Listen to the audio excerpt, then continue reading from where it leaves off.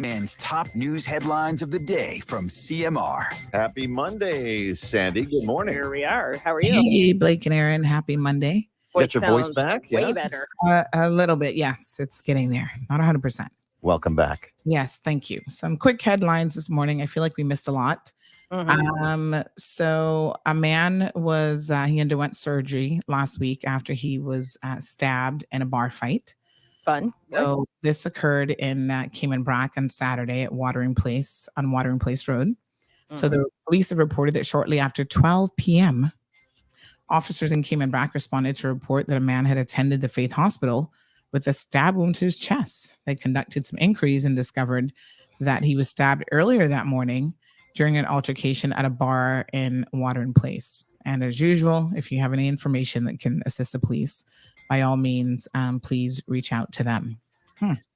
Amid some other disturbing news last week, including some gun-related instances, the RCAPS has indicated that they are increasing their armed patrols to combat what they say are gun activities.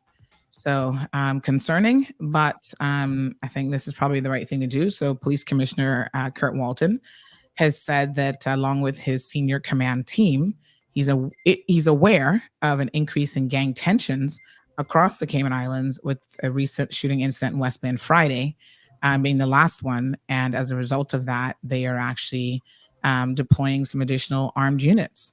They said it's a bit of a tit for tat killings that are occurring at the moment since September of 2011. And back then, that was just a reminder of the fact that we need to stay on top of these things as much as possible. We've seen that bubble up from time to time. Yep. I remember when I first moved here, I was like, they said it was safe. And Yeah, it was like every 2010, single day. 2011. It was like 8 in a row. Yeah. Or something. Yeah. Exactly. 2010, yeah. Crazy. All right. I don't know that we have any happy stories for you this morning. I got one for you. Okay, go ahead. Guess who's going to the Super Bowl? You are? Taylor Swift. Well, Oh. obviously. Oh. Because I saw the Chiefs, right? The Chiefs won. Yeah. And also the 49ers last night came from the largest deficit ever in a NFC championship history, and came back from behind and beat the Detroit Lions. So it'll be the 49ers. And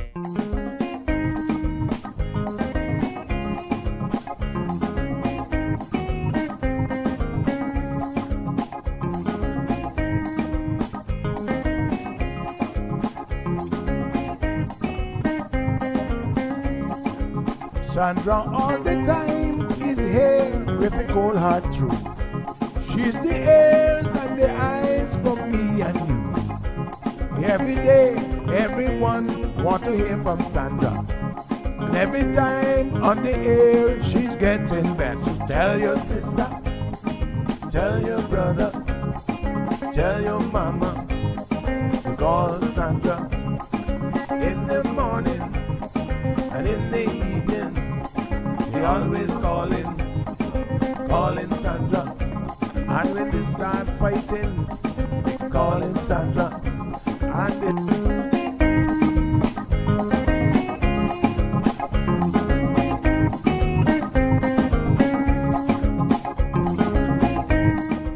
That's right, folks. Everyone is telling their mama about the cold hard truth. Welcome to another episode with more truth-telling, more problem-solving, and of course, more tea spilling than ever before. Sit back, students, grab your tea and turn up the volume because class is now in session. Call in at 936-2626 because your voice matters. Share your opinion on issues that matter the most to you. All right, folks. Happy Monday. Good morning. How is everyone doing? I'm back. In case you didn't notice, I missed 2 whole days of class. I hope you guys were doing well. A lot of you were messaging me. Let me send out some links now. Thank you so much for your well wishes. You know, this is one of those things where I had this sort of head cold situation in early December, and it looks like it wasn't quite done with me, and it came back for round 2. And this time came back with a bit more of a vengeance, I feel like, because all of a sudden I had laryngitis on top of it. So I literally lost my voice. I know, it's crazy. Still coughing and stuff here, but I literally lost my voice. Now, for someone who everybody says, Sandy, you're the voice of the people. It felt kind of crazy to, like, in the real world, have actually lost my voice. But there you go. It happens. It's happened once before to me, and where I got laryngitis, and I actually couldn't believe it. I was like, what? I can't talk right now. Lost my voice completely. I mean, when I tell you, you know, people were calling me on Thursday, even Wednesday, trying to talk to me after the show, and I just couldn't talk. So I think they always say hindsight is 2020. Looking back on it, I probably should have taken a break before the voice went completely and rested it for a few days. But there you go. I think even when you're feeling almost 100%, talking for 3 hours requires a lot more than people realize. It's not as easy as people think. I've had people, not this go around, but before, try to fill in for me on a show. And I think that show was only like 2 hours or something. And it was really challenging. They're like, oh my God, I have no idea how you do it. Because here's the thing. Let me let y'all in a little secret here. Once you start a talk show, you have got to be prepared to talk no matter what. So I'll give this bit of advice. I know Hunter is going to be doing his own talk show. He said, as he gets ready he's already announced that he's going to be running for the general election in Georgetown. Is it West or East? I can't remember now, but somewhere in Georgetown. So, when you do a talk show, you can't be like having dead air. So regardless of what happens, you have to be prepared to literally talk. If nobody called in this morning, not a single caller, I do hope you guys call, because even now the voice is a little bit shaky, but I have to be prepared to talk for 3 hours, whether you guys call in or not. And that's just the reality of talk radio. So I think that I was just straining my voice a bit too much. And unfortunately for me, the vocal cords will only do so much and no more. And so last week they said, no more, honey child. We're checking out. We're out of here. We're done. Any of you guys watch South Park? That little bad boy. What's the little bad boy's name again? The little fat, chubby one that's really, really bad. But he's like my favorite. Oh my gosh, he's so naughty, but he's like so funny at the same time. Cartman. Cartman's like, screw you guys. I'm out of here. That's what my voice said to me last week. Screw you, Sandy. I'm out of here. I was like, oh, Lord, have mercy. What a hot mess. But you know what? We're back now. So we're going to sip our tea, lots of fluids, lots of water. Big shout out to all of you who were calling and checking on me. Miss Facey I know she's listening this morning going, I always tell you to rest that voice. I know she's listening. So the good news is that I was forced to rest it. I didn't have a choice. And so as a result of that, I did get quite a bit of vocal rest. Kind of hard though when you have a 7-year-old and they're always talking to you and expecting you to respond, although you're like, I don't have a voice, that kind of thing. She was still expecting me to talk to her and to respond. So yeah, I feel like it's probably at about 60%, believe it or not. Yeah, but I'll take it. So yeah, what a thing. Everybody's like, no more sick days for you. We miss you. And I said, trust me, I do not take a sick day lightly. Like I'm one of those people. I'm going to show up to work even when I'm sick, which sometimes isn't a good idea, especially if it's like a cold or the flu, because you infect people. In my situation, I'm not really in contact with anybody else in the studio. But, I'm like, I'm going to show up if I'm feeling like, normally, even if I'm feeling like 30%. Like when I start to go below that, that's when you're going to find that for me, I really the body can only do so much and no more. So when my body starts to force me to sleep, I can't get up in the mornings. Even this morning, I was still sleeping in kind of late, The other day I slept in till like 8:30, 9 o'clock. Like I just couldn't, my body was just like, we're not getting up early today. And so it is what it is. You gotta listen to your body, folks. Ideally, you listen to your body beforehand, and then you probably wouldn't be in this predicament to begin with. But anywho, how's everybody doing? Hope that you guys had a safe weekend. I know one of the reasons why you guys were missing me is because, boy, did we have a lot going on. Shootings on Friday. I was getting all kind of pictures of people on the ground. People were like, oh my gosh, I heard he's dead. I'm like, what? Well, he wasn't dead.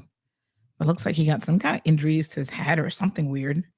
If you saw the photos, you know what I'm talking about. I got to be honest, the photo kind of looked like he was dead, but thankfully for him, he wasn't. So live another day. We'll talk about some of the gun violence and stuff here this morning as well. Good morning to Miss Vernita Janae Shaka Zulu. I'm not going to say good morning to everyone because that takes a lot. So I'm just going to say collectively, good morning to all of you. So good to see you guys. I had people as far as the UK messaging me, asking me what was going on. So someone sending me their recommendation for throat. This one is Strepsils Extra Triple Action Black Currant Lozenges. Honey, what does it say? Hexy something relieves pain, fights infection, soothes the sore throat. I have some here as well that are designed for apparently people who talk a lot. These are called Vocal Zone. And that when I started the talk show, somebody at the station recommended these to me as well. So these are throat lozenges that are supposed to be helpful. So yeah, I'll probably take maybe one of these in a little bit. These don't taste good at all. Some of these are so disgusting, but these, yeah. All right, so I'll take some of those. Gargling salt water. I've been doing that. You know, it's whatever this is. It's like really just my throat and my head. I don't think it's the flu. It's not COVID. But I've required some additional rest than I normally would. But thankful, folks. You know, there's so many people who are far worse off than all of us. So, I'm thankful. Could have been worse. And so there you have it. Just keep on keeping on, honey chill. So Damien, good morning. Haley says, welcome back, Auntie Sandy. You were truly missed. Thank you so much. It really warms my heart how many of you have made this show a part of your morning routine. In fact, someone from the UK messaged me and they said, listen, are we back to normal on Friday? Because I'm sitting here at my little government job trying to make it through the day. And without you, it's that much more challenging. And I was like, oh. So they made me chuckle. They're like, girl, you really make it possible for me to keep working for the UK government. I laughed. Yes. We all have a reason to wake up in the morning. And I'm tickled pink that for some of you, your reason might actually be to tune into this hot mess of a show every single morning, Monday to Friday. I think we all know I'm live now, right? Except for the tourism minister. He seems to not know that we're on. I still can't get over when he said that. Was that last week? But no, I don't know. I was like, Kenneth, are you kidding me? You don't know that we're live right now? I was like, honey, you're a hot mess and then some. Thank you, KK. Appreciate it. She says commitment. Miss Darlene, good morning. So what did we miss? Oh my God, I feel like we have to go back in time. Before we get there, though, I want to talk about something that was popping off over the weekend. I like how you guys try to empower people like Julie. Y'all like, yeah, Julie, putting that juju stuff on you.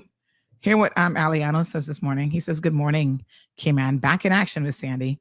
Let me do my anti-voodoo twerk, yo. Lord have mercy. Y'all can't put no power into these foolish things. Trust me. You think she was like secretly praying away my voice, clutching her Bible? Dear Heavenly Father, please take away Sandy's voice. Poor her. I would hope she wouldn't be so wicked to pray such a horrible thing. Then again, who knows? You know, she wants what she wants and she's going to get it by hook or by crook. So I don't put nothing past people. But no, this has a very logical explanation.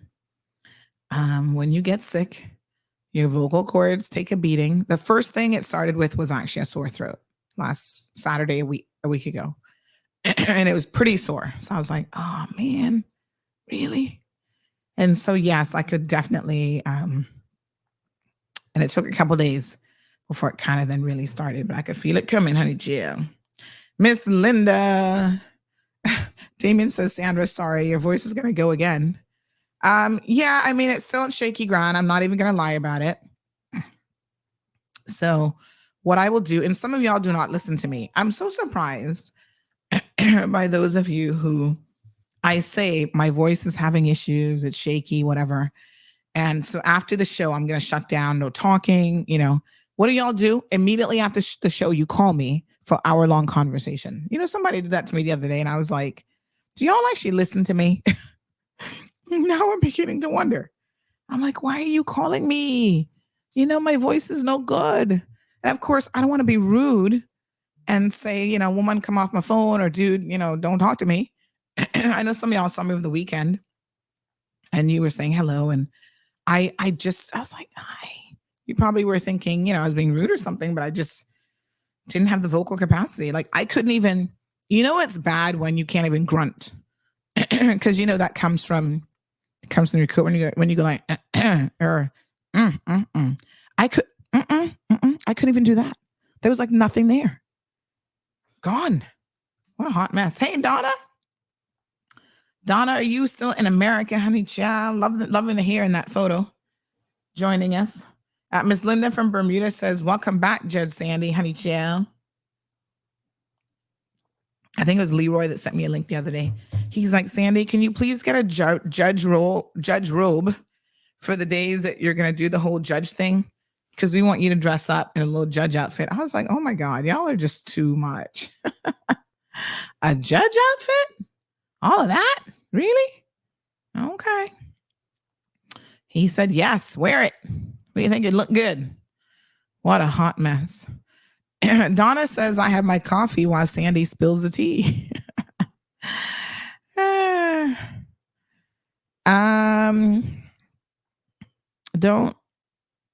Yasmin says, morning, Sandy. I think you should just leave it to take care of itself. Don't swallow nothing. Just leave it. Swallow what? No, I mean, you suck in lozenges and they do help, I suppose. But the best thing for laryngitis, the only thing really, is you've just got to rest your voice. Aliana says, MP Kenneth is okay. Poor him. KK,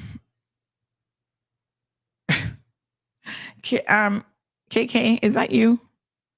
We're going to come back to that question in just a second. I'm going to just star that so we can come back to it, because I don't know. The RCIPS is a hot mess and then some sometimes. I really do try to give them the benefit of the doubt. Let me say this. There are a lot of really good officers on the force. But man, the bad ones and sometimes management makes it bad for everybody. Like all of us sitting here scratching our head and our bonky and our side rib and everything going like, what? What did y'all just say? I do not know what to say about them on so many occasions. Oh my God, they're just a hot mess. Judge Dredd, says Aline. Yes. All right. Shaka Zulu says you were certainly Miss Auntie Sandy. Welcome back. Thank you, my darling. Yeah, KK. We gonna talk about that because that is a hot mess. RCIPS, y'all a hot mess. Anyway, big shout out to Miss Stacy this morning. She made some mackerel rundown. Y'all know I love a rundown, honey chill, in any shape or form. So I got me some green banana. I'm going to be eating this morning because I feel like I need a little bit of sustenance, some energy. So we've got mackerel rundown, green banana, and a dumpling. The only thing that would make this any better is a nice, crispy piece of, I gotta be watching the bones in this though, because sometimes this has bones in it, honey child. See one right there? Yeah, you don't want to choke on a piece of bone. The only thing that would honestly make this any better is one nice crispy piece of breadfruit. I'm just saying. I don't think the tree has any on at the moment. They're hanging over on the neighbor's side. I'm gonna have to beg my neighbor for breadfruits off of my tree. Because if they hang over on his side, we don't go pick them, you know? Anyway, there's another little piece of bone. You gotta be careful with these bones, honey child. But I love rundown anything. Chicken rundown, stew rundown, fish rundown, shrimp and whatever rundown. Oh my gosh, sometimes she does this little shrimp and salmon. Yeah, maybe we should have that for dinner tonight. That'd be so delicious. Here's another bone. Mackerel is so bony. What on earth? Do they not have boneless mackerel? Where somebody has really taken the time to pick up the bones, honey chill. I think mackerel falls in the same family as like saltfish, right? Or is it it's an oily fish, so I feel like it falls in the same family as salmon. You know, the oily fishes like salmon, mackerel, and which other ones? They're actually quite good for you health-wise, because those oils, that's what they call the omega-3 fatty oils, and they're supposed to be good for you. So it produces its own natural oil, which is good. I think it's mackerel. Am I thinking about the right fish? Mackerel and salmon, they always tell you is good for you. Yeah? Anyway, I'm starving, folks. I had to get a little bite to eat this morning. Forgive me for eating. But you know how it is.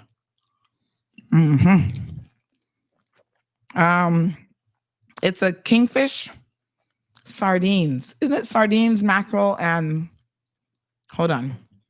I'm gonna tell you now. It's omega-3 fatty fish oil. Which fish are included?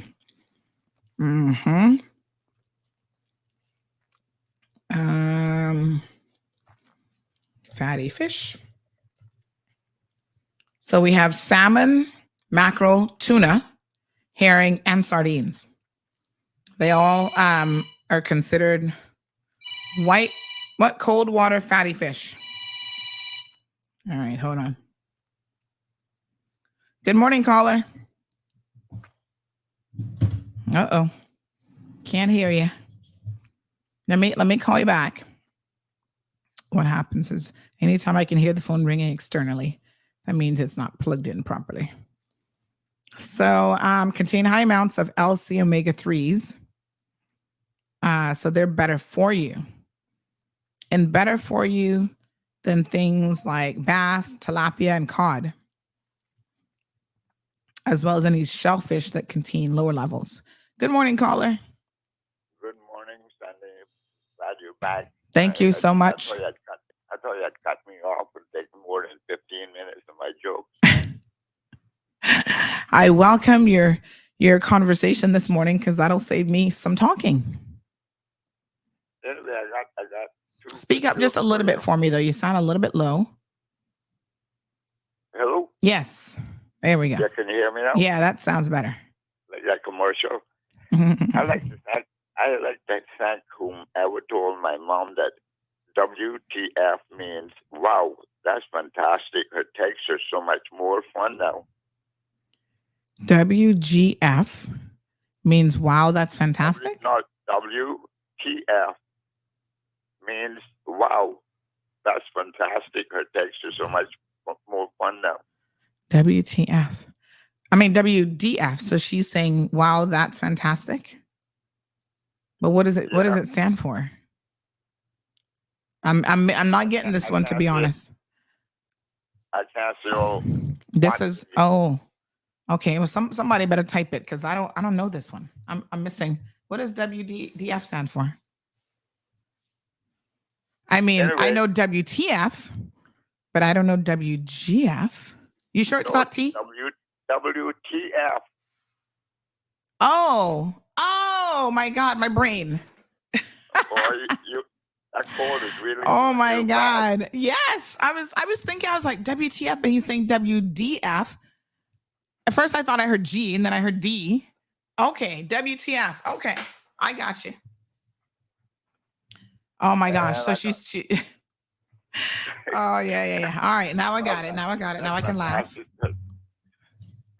a crackhead came knocking on my door for a small donation towards the local swimming pool. I gave him a glass of water. Oh, geez, I'm peace. Now, do you hear these jokes somewhere else, or you just? People send them to me. Oh, people send them to you. Since we're always animal lovers, this was a true ad in another newspaper. A single black female seeks male companionship. Ethnicity not important. I'm a very good-looking girl who loves to play. I love long walks in the woods, riding in the pickup truck, hunting, camping, and fishing trips. Cozy winter night, lying by the fire, candlelight dinners, till hammy out your hands. When you get home from work, I'll be at the front door wearing what nature gives me, and then give a phone number. Oh my God! And there's ask for Daisy. Over 1,500 men found themselves talking to that latest Humane Society about a 8-week-old black Labrador retriever. Aww. Or hopefully one of those decided to just rescue her. That is so funny. Anyway, I'm glad you're back on the air. Thank you so much. A lot of people like myself miss the show in the morning. Thank you, Mr. Although Dexter. when I go, my car is so old now, the radio comes back on this, so I can't get you on that. So I got to listen on the computer. Oh, you didn't get one of the free radios that we were giving away? No. Oh, really? And believe me, anything that is free, I like. I'm not embarrassed. Yes. We have some left. Just message me later because I think we need to connect over a tree anyway, right? I think you're bringing a tree from Ireland or something, a plant. Yeah, this is what do you call them there? The Ramadan. But it's too late now. My dog, I got a crazy dog. Oh gosh. And he took the pot and turned it upside down, and the plant died. Oh no. Oh my God. I was so disappointed. But mine looking good though. I got one. I got a plant that is about 6 feet tall. How tall do these things get, by the way? How tall do they get? They sound pretty. I just plant them, find an area, separate them.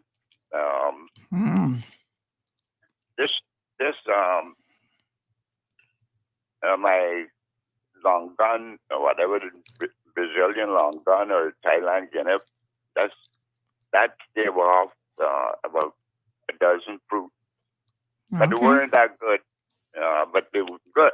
These fruits are very good, but for some reason the fruit tree didn't produce very good fruits this year.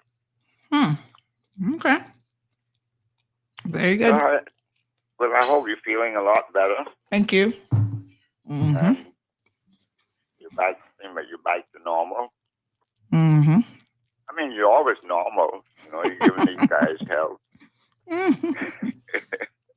I'm sure we could probably debate that point, but we'll leave it. We got to straighten out about the paint.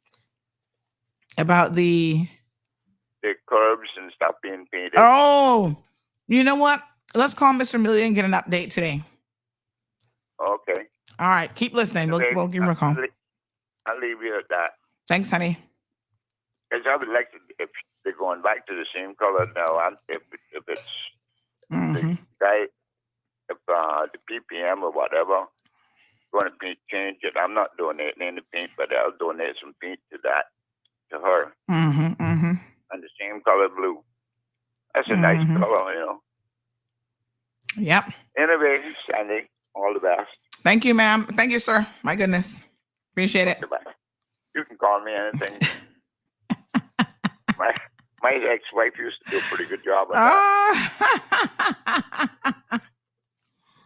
Anyway, I went to the doctor the other day, and the doctor told me, to test your blood pressure. And I told the lady I don't have no heart. She says, "What happened?" She says, "I told her my ex-wife told me that the doctor would find my heart. Should be given a Nobel Peace Prize." What a mess. All right. Thank you, my darling. Bye. All righty. Okay. So you can always count on Mr. Dexter for a few good jokes. Damien says mackerel is salt water and salmon is fresh water. They don't have freshwater mackerel? Thank you, Young Audacity. Appreciate it. Salvin says, watch the weight, Sandy. 7 out of 10 are overweight and 3.33333 are obese. That's according to the local news. Well, actually, that's according to the chief medical officer. And I would not doubt that at all. I'm included in that group. That's why I'm trying to lose 50 pounds.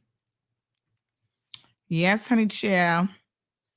But, even 5-10 pounds makes a difference. The doctors tell you, yes, it'd be great if you could lose 50, but if you can't lose 50, 10 pounds makes all your numbers go down and really is a significant help to your overall health. Yes, I wasn't getting the WTF. I was hearing WGF and WDF. That's I was like, what does the D? I was confused, honey chill. Miss Celine said something about my bro stopped eating mackerel for years because they said they menstruate. What the heck? That don't make no sense. Miss Elaine, your bro might want to do some proper research and not listen to whatever he's been listening to. I'm just saying. Some of y'all, I don't know where you get your information from, but it'd be lacking in facts. Morning, Mr. Robert, Dean. So let's call Mr. Amelia because everybody wants to know what the update is on the painting situation. It's kind of unfortunate, to be quite honest. I didn't like how it was handled. And whether you like the color or not, I think is probably neither here nor there. It really is a question of, if you go through a certain procedure and you're told that this is what you need to do to get things approved with government, and you go through that procedure, and then somebody else comes outside of that procedure and says, oh, no, we're going to tell you that you have to stop it. You notice that it's important to note, Ms. Amelia never got permission from the ministry. She went to the National Roads Authority. And the National Roads Authority has certain powers. And I'm sure that Mr. Howard did not do this on his own. He would have consulted some other people before giving her the okay. So, it's a little bit disingenuous, I think, how they tried to come about it and cancel it. And then obviously the reasons that they gave, trying to tie it to some political party thing is just foolish to me and quite unbelievable. To be honest, it just is stupid. That's the only word that I could think of. But let's call Mr. Amelia and get an update on where things are now.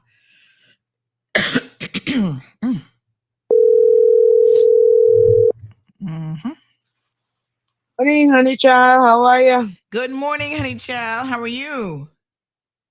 I'm blessed and highly favored beyond all measures. Do I have to tell you that you're on radio? No, darling. You know, Competent. you know what time it is. You're competent. You know what time it is. I am competent. You know what time it is. It's 8:08 in the morning, honey child. And what does that mean? That means It's Sandy's on CMR's the radio. time. That's right. CMR time. Honey child time. Fabio laughing at us. I mean, I just had to do it. I just had to do it. I'm so naughty. What a hot mess. All right, honey child. Do you have any updates for us? I know the last time we spoke, you had said that Tristan had promised that he was going to call you back and tell you what color you could use. Did he ever call you back? No, he didn't. I reached out to Minister J. He says he will have his chief officer call me in today because Tristan did mention something to him regarding the colors that I could look at.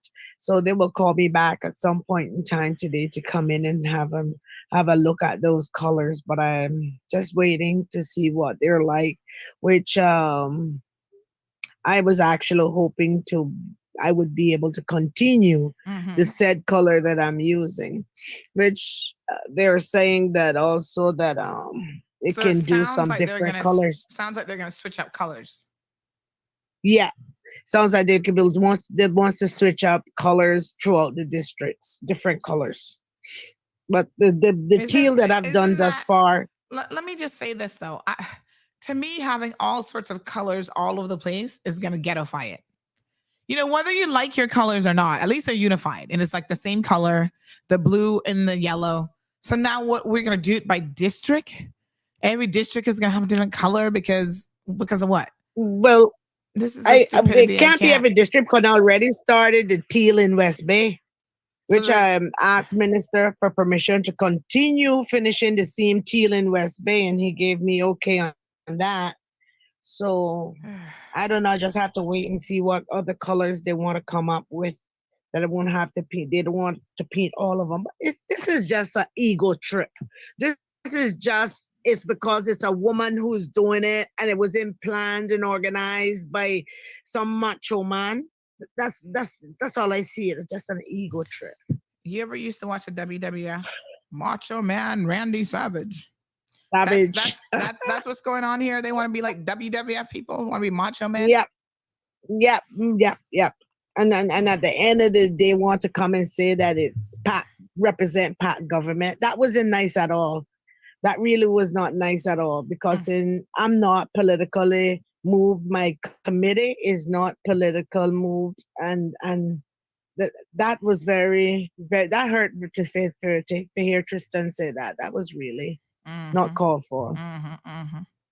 Ridiculous. What a hot mess. So hopefully they will call you today because I mean if they're anything like Tristan, you probably won't hear from them either. Because you waiting a whole week now to hear back from him. Yes, sir. Oh my gosh, these people need to do better. I tell you, what a hot mess. All right, well, keep us posted. We'll check back in with you perhaps tomorrow to see what the latest is. And then okay, my darling. We'll take it from there. Okay, my darling. All right, honey, chill. Okay, dear. All right. It's a sad day when we have to be arguing over colors in the name of supposed politics. And you know what? I don't even know if I believe. I know that that's what he said. I believe that's what he said. But I don't know if I believe. I don't know what he would be thinking, though, because what's worse? To tell a lie, like that's not the real reason. There's something else here, like she said, because they want credit for it. Or, you know, I don't know. I don't know.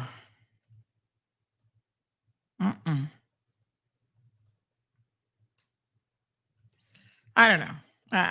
My brain is a little bit perplexed because it kind of means that he probably didn't think about it too much, which is a little bit concerning for a deputy chief officer to think he could say something like what he did and actually get away with it? Some of y'all civil servants leave a lot to be desired. Let me put it that way. You know, I don't want to clump the civil service together. I know we're supposed to be a world-class civil servant. I mean, it's nice that y'all have these, what do you call them? These crutch terms that sound good, like K-Mankind. It sounds good. But when you start to scratch off, it's like your little lottery scratch off child. You be scratching it off and you're not a winner. Nope, nope, nope, nope, nope. You begin to see that it's not all that it's cracked up to be. And so I am more than concerned when we talk about people being world class, and yet they leave a lot to be desired. This whole situation leaves a bad taste in my mouth and leaves a lot to be desired. But we'll see if Minister J can do anything about fixing it. So supposedly now they're going to come with new colors, I guess. Switching up the colors, I think, is more ridiculous than just keep the colors. She did all of Georgetown already, practically. So I don't know. First of all, it's a crying shame that a private citizen had to get up and do this. Who's responsible for these medians in any event? Y'all should have been painting these and making them look good from a long time. You know, when they do the annual cleanup project, I think now they do it like twice a year, the NICE program. Sometimes they repaint the yellow, but they don't paint anything on the inside. And I think it's nice to have the inside freshened up a little bit. So somebody just salty because they didn't think of it. That's all this is. Y'all be getting up in your feelings over foolishness. You know, who cares about getting the credit? Just get it done. I'm all about just getting things done. Y'all looking attention and credit and accolades and, I need to win an award. Really? How about just do something for the sake of doing it?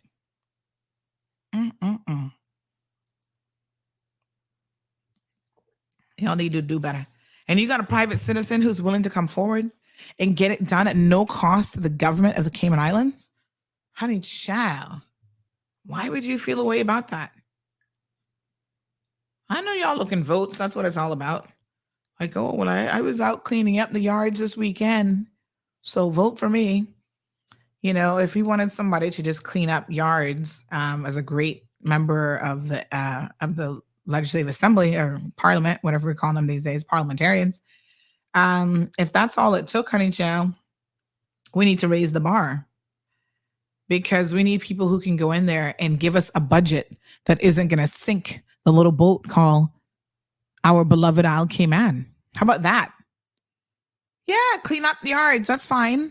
I'm not saying not to do it. What I'm saying is that does not really impress me when you have agreed to a budget that is going to put this country in a deficit. And you've agreed to let Julie build a $50 million school because she's so out of control that none of y'all men up in there or women can say anything to her. Y'all just going with the flow. I heard recently, I'm not going to mention any names yet because I want to talk to the person about this, but I heard recently that a certain MP was going around telling people that Julie is their mentor. Can I just say I almost not accidentally gagged? I was like, why would this person say this? I don't know if y'all hit and thump your head or what's going on. That's your mentor? Wow.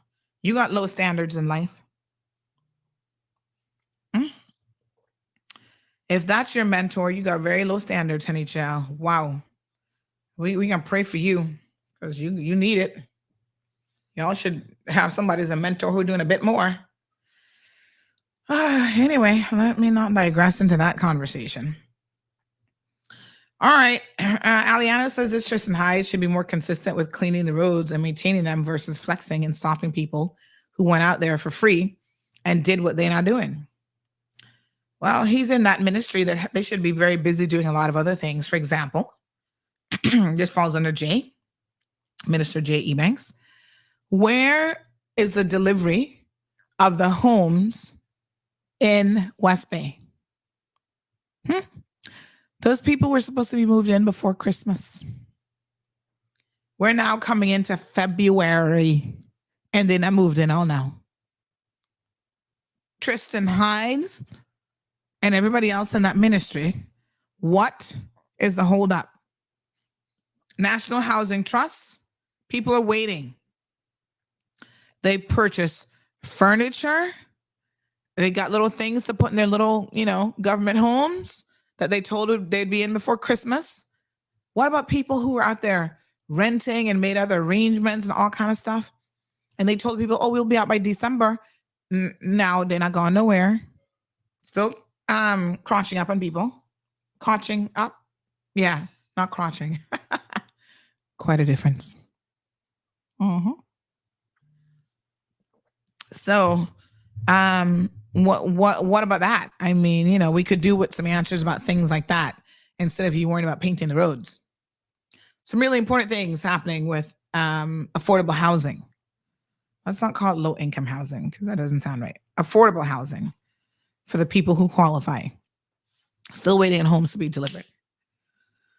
Well, it's going to be a hot mess because they have let go. Let me correct it. Mr. Julio Ramos has resigned. Now, that's one of those resignations where it was like, we need you to resign kind of thing. My sources say that the new board, there's some new board in place, some new board director, they weren't happy with his performance. So they gave him the option to resign. And I'm thinking after 15 years, somebody tells them they're not happy with their performance. So somebody's asking, and what about the $5,000 grant to Mr. Amelia? That may have impacted this effort to stop her. You mean like they gave it to her to keep her quiet?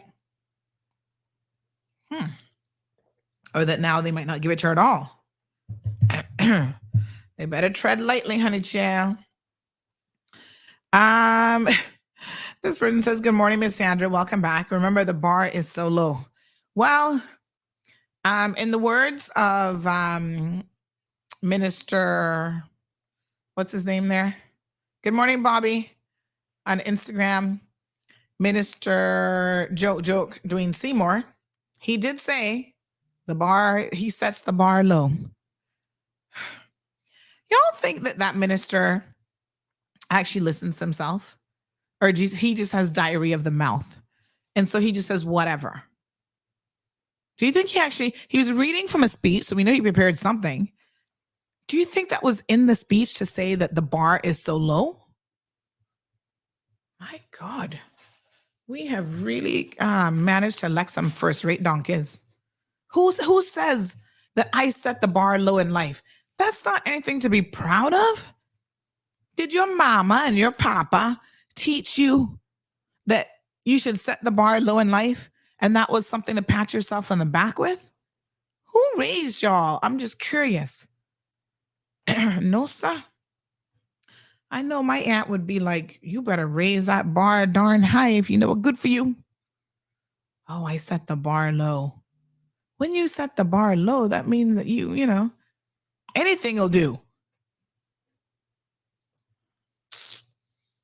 By the way, we actually gave that donkey, aka Jackass, some kind of award. Somebody said he got some award this time around. Are y'all kidding me? Somebody says, I understand that Mark Scotland writes his speeches. Poor Mark. You need to do a better job. Although I do believe he goes off script quite a bit. So Mark Scotland writes his speeches. Whew. Let me sip something. Y'all know I don't drink, right? And it's probably a very good thing I don't drink, on a serious note. Because there's so many days I'm tempted to have this instead of having some tea. Which tea am I drinking this morning? Yogi. It says, nature teaches us harmony. If we listen. That's a little saying on the tea thing this morning, on a tea bag. But you know what? If I didn't drink tea in the mornings, if I was a drinker, I feel like I would have this full of, I don't know what my, if I did drink, I don't know what my drink of choice would be. Whiskey, Hennessy, I don't know, a shot of something, a martini, shaken, not stirred. I mean, I don't know what I'd be drinking, but y'all would be driving me to drink, honey chill. Seriously. Well, Mark Scotland, you're wasting your efforts writing speeches for him. Might I recommend you do something else with your time? Anyway, he received some kind of award the other day. I don't even know what for. But again, these awards are so watered down, it's pathetic. But a certain source told me that evidently he wanted to get an award during the whole COVID giveaway, because they were giving away awards to everybody at that time as well. And so he was upset that he didn't get, because remember, that's when Alden got his. Alden was knighted. And all y'all jump up and down, but oh yeah, that's good. Alden deserve a award. I was like, for doing his job? You getting paid how much? One of the top paid leaders in the world. And you're supposed to be able to handle a crisis. Y'all see anybody giving out awards during 9/11? Did who was it at the time? President Bush? Did he get an award just for being there? Because evidently, that's what we're doing in CMR. We award people for showing up to their jobs. Oh my gosh. You're a chief officer and you actually did something during a time of crises. Well, that's what you're supposed to do. What else do we have you there for? We have a pandemic. It's like, oh my gosh, you guys actually handle a pandemic. You shut the country down. You did what everybody else in the entire world was doing. And that makes you worthy of a certain knighthood? Y'all crazy. No, sir. Y'all are ridiculous. Giving away awards for nothing. Anyway, apparently John was upset that he didn't get an OBE. You can imagine. I guess he figured, well, they gave everybody else an award. Alden got knighted. Why can't I have one? Even Alden's girlfriend. I won't talk about which one, but she's a certain MP. Went and got her a boat that says Lady So-and-so. Right? Well, if he's gonna get knighted as Sir, and that means his wife is gonna become the official lady, well, the girlfriend figures, well, the least I could do is get a boat that says Lady So-and-so with my name on it. So there you have it. That's what she did. She went and got herself a boat. Don't even boat Nina. Hear the foolishness. That's like me getting a boat. And I might go out on a boat once for the year. That would be a waste of money. Anyway. Everybody wanted a title, honey child. Everybody wanted a title. So there you go. So John wanted his title of OBE. They didn't give it to him. He was really upset about it. So now, this dude doesn't even show up to work. And he's being given some award the other day. I don't know exactly which one. I am just like, wow. Talk about the bar being set low. And of course, Julie is happy to do all these things because, of course, she gets what she wants. This is a trade-off, right? I give you something, I get what I want. Everybody's good. Everybody's happy except for the people of the Cayman Islands. We're the only ones who are not benefiting from none of this hot mess of a situation. Gabby says you definitely look like a wine person. Yeah, dessert wines. I love a sweet drink. So, yeah, well, while they're out there giving each other awards, poor people are just out here being incredibly fed up with the whole situation. And then some. John doesn't show up to work. Remember I told you guys about the whole situation with Kathy Wilkes and Jennifer Earhart? So the government has finally issued a press statement to say that Jennifer Ahern is now under the deputy governor again. Some new position. What's the title? Somebody sent this to me the other day. Some new position. They always make up stuff for poor Jennifer to go into. At some point, she's gonna have to sue the government. Jennifer, let me tell you something, honey child. I do not blame you one bit. Sue the government if you met. Oh, chief sustainability officer. They just make up stuff. Because you know what? They know that there's no legitimate reason for the woman to be moved. The deputy governor understands that. He can't demote her. He can't cut her pay. They can't fire her because if they make her sit at home on leave for too long, they're going to have to end up paying her the remainder of her contract, which will be millions of dollars. Right? Because I don't know how old she is. She probably looks like she's about in her 50s. So, she's making a good penny as chief officer. So they're going to have to continue to pay her for the remainder of her contract. And it's political interference. This is the thing that y'all simply maybe are missing. This is political interference. And when the government, the elected arm of government, interferes politically with civil servants, which they're not supposed to do, just like civil servants are supposed to remain apolitical, right? And they're not supposed to get involved in talking about, oh, those are pack colors. If we're going to be hard on Tristan about that, we have to be hard on ministers when they try to cross the line and they try to do all sorts of foolishness in relation to the civil service as well. They're not supposed to hire, fire, demote, any of that, or cause any of that to happen with any particular civil servant. So it's really quite unfortunate that this continues to happen.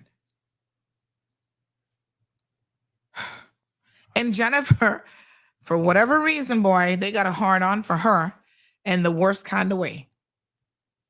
This time around, I'm convinced that it has to do with the fact that this government has all intentions to try to disassemble, water down, whatever it is they're going to do with the National Conservation Law and the National Conservation Council. Y'all have got to pay very, very close attention to this group. Because once again, my question, which is a logical question, is why do they need to do that? If less than 1% of applications are even referred to for an environmental impact and assessment, right? Referred. In other words, the National Conservation Council recommends it. If that is the case, why are you going to spend time changing a law that's going to impact less than 1% of planning applications? Let's talk about this for a second. Because this is quite an interesting situation in that you have developers who have this particular narrative in their head about, what's going on. And so they come back and they tell things and they say things publicly that's actually not true. So my question is this. They're either saying it's not true because of lack of understanding, lack of knowledge, or they are purposely trying to deceive the public. Now, I'm not so sure which one it is, to be honest, with certain developers, because it's hard to say. They're very, very passionate and they say things with compassion. And yes, they know, yeah, I know that. I know that to be a fact. But then when you fact check it, it's not a fact. It doesn't make any sense. it's completely wrong. And you go, because remember months ago I told you guys that there was going to be this concerted effort by developers. They were like, we need to get together as a conglomerate and put pressure on the then PAC government to do certain things that are going to be to our benefit. That hasn't stopped. That narrative hasn't stopped. Even if it's behind the scenes, there's a lot of clamor and stuff around it. So let's talk about Frank Schilling here for a second. This is something that I want to talk about before we went on the break, because this is one of those situations where he has made a statement that the National Conservation Council has delayed his Project Zeus in Cayman Brac, asking for all sorts of things and not gotten back to him and all sorts of this, that, and that next thing. Hold on, let me pull up the story on this one because we got to follow along the facts. And so, come to find out, Frank is completely wrong. What he's saying is wrong. Now, my question becomes, is what he's saying wrong because despite being a multi-millionaire multiple times over, maybe there's some simple processes that Frank still doesn't understand, like the planning process and how it works? Or is he purposely not understanding it and putting misinformation into the public domain in order to try to gain sympathy for people to say that, oh yeah, this is horrible. The National Conservation Council is holding up all these projects. They can't do this. First of all, not for nothing, but Frank, nobody is going to be sympathetic towards you under any circumstances. Let me be very clear. I don't care how many meetings you have with your favorite minister of tourism and ports. I don't care how many meetings you have with Jay. I don't care how many meetings you have with Julie. I'm sure now you got her in your back pocket too. I don't care how many steak dinners you give them at Mykonos. No, the average person on the street has zero sympathy for you. You're living the life that we all wish we could just get a taste of. Let me be very, very honest. Who doesn't want a private jet? Who doesn't want to fly off to, Greece when they feel like it? Who doesn't want to, have the young, beautiful blonde chick on their side, dump her a couple months later, get another one that's even younger, that's even prettier, give the baby mama the condo in the, what's the name of the place where the condo is, where she refuses to move out? The one there, West Bay Road. What is it? Watercolors. Yeah, the baby mama says she's not moving. She'll keep that multi-million-dollar condo. Thank you very much. I got my baby to secure those coins, honey child. We're looking at you, and we're not going to feel sympathetic towards you for probably much of anything. Oh, you have to wait a little while in application. Boo-hoo. The rest of us try to go through planning, and we got to wait too. Right? But the reason that he's having to wait should not be the fault or put the blame on the wrong entity or the wrong person. The Department of Environment is not the reason that you're having to wait. So it's less than genuine for you to go around, and disingenuous actually, for you to go around saying that it's their fault, because it isn't their fault. And so I think it's very, very important for us to set the facts straight, right? So unfortunately, again, I'm curious to know, is this sort of thing being said because of the fact that the developers, certain developers, it's not every developer, but certain developers are trying to create this narrative to put pressure on the government and to make the public believe that the National Conservation Law has to be disbanded and watered down because it's stopping development? Well, the most interesting thing about it is, quite honestly, I'm going to be honest with you, most people would not mind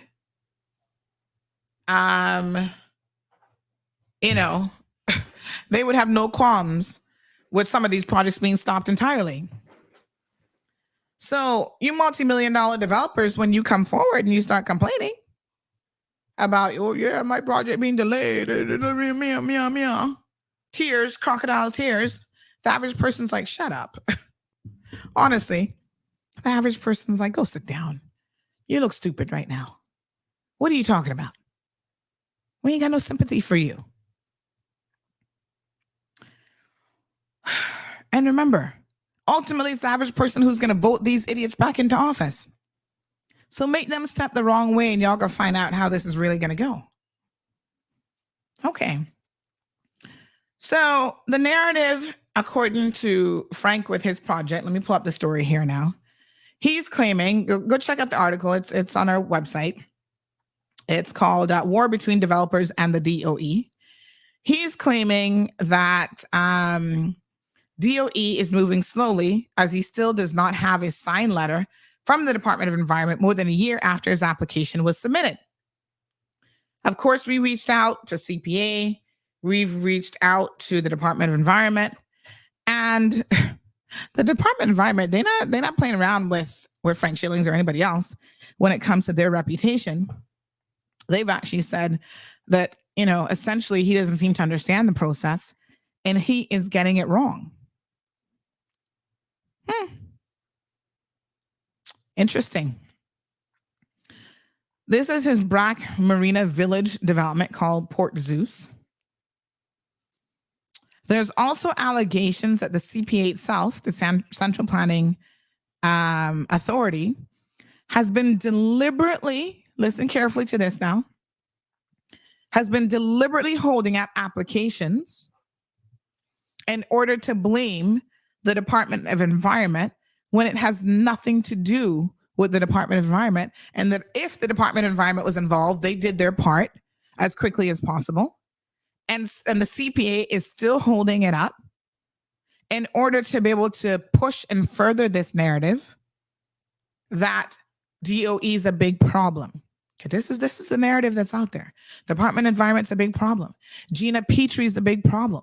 We have to put her under control. She's like a one-woman, I don't know, goddess or something out there doing whatever she wants without any controls in place. This is what they would have you believe. And yet we sat down and did an interview with Gina Petrie, sat down with other members of the National Conservation Council, and she's like, that's simply not how the process works. It's easy to vilify this woman, right? And to make it look like she's sitting there in silo making these decisions all in her little lonesome, hidden in some little corner with her little black notebook out. No, we're not going to approve this application. We don't like this person. This developer will get nowhere. But that's not how it works. And it's an entire council of individuals. It's like a board. They have a chairperson. They have a deputy chair. They have all these other people, right? But it has become developers against Gina Petrie. And people, the developers can't stand her. She's too much of an environmentalist. And this is why, by extension, they went after Wayne Panton. This is the real reason Wayne Panton isn't premier of this country any longer. Had nothing to do with his meeting management skills. That's stupid.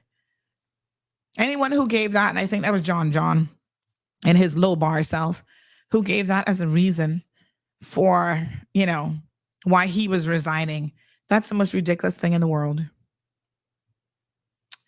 The real reason is they were getting pressured from certain developers and certain business people that they needed to move him because there was this perception that he was refusing to interfere with the Department of Environment, with the National Conservation Council, and he would not control Gina Petrie. I've heard people say this with my own 2 ears. So there's not a hearsay that has come down the Chinese telephone line. And I said, what do you mean control Gina Petrie? What makes you think that the premier has any control over her, or that he should, most importantly, have any control over a government department? Well, he's a minister for sustainability and the environment and blah, blah, blah. Okay. So once again, Y'all want him to interfere with the law, interfere with the Conservation Council, interfere with a civil servant, and all of that is perfectly fine. It's unbelievable that they could say such a thing in a conversation and think that that's normal. That goes against the very principles of the separations within government that should exist.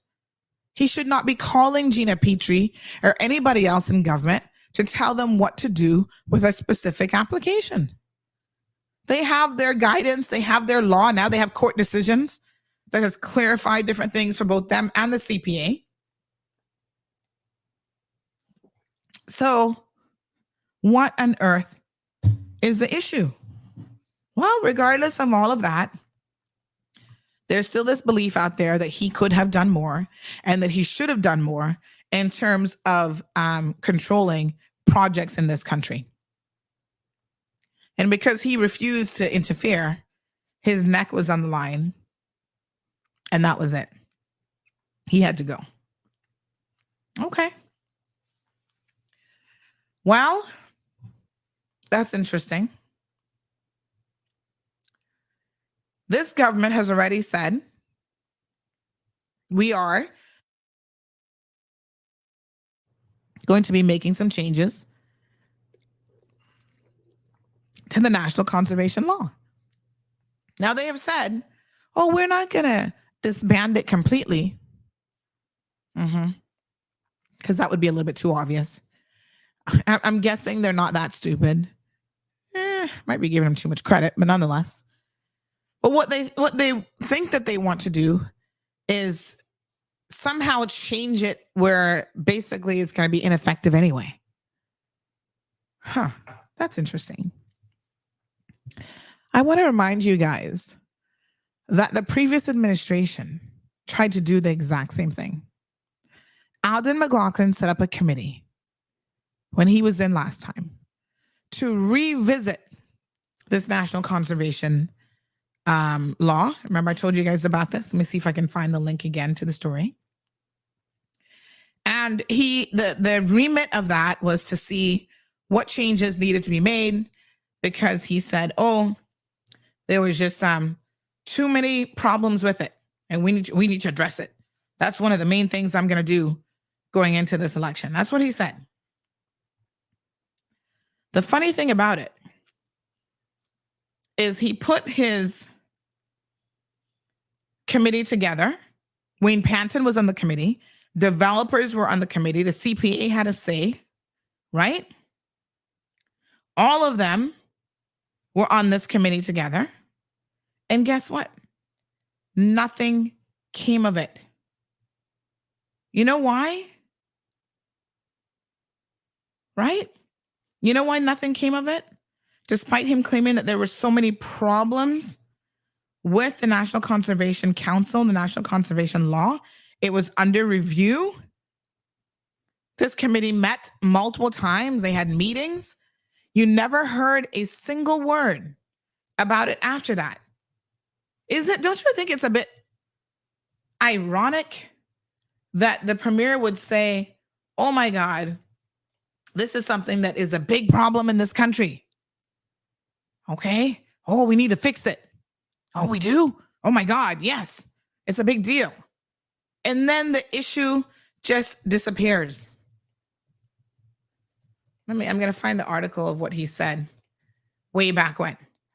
All of a sudden, you never hear another word about it again. How is that possible? How can it be such a major issue that the first order of business, still trying to find this article, when you go in there, is to reform the National Conservation Law, and yet we never hear the PPM government say anything about it ever again? You know why? Because they can't say anything about it. Because after all their reviews, all the developers saying this, that, and the next thing, they realize that actually, funny enough, there's nothing that we can do about it. There's nothing there. We couldn't possibly water it down anymore because it's barely offering any real protections.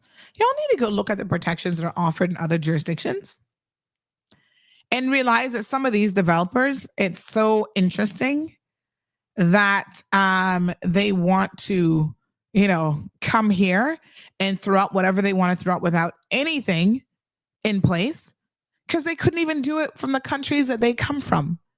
Frank Schilling, he's what? Where's he from again? I can't remember. He's from some European country. Is he originally?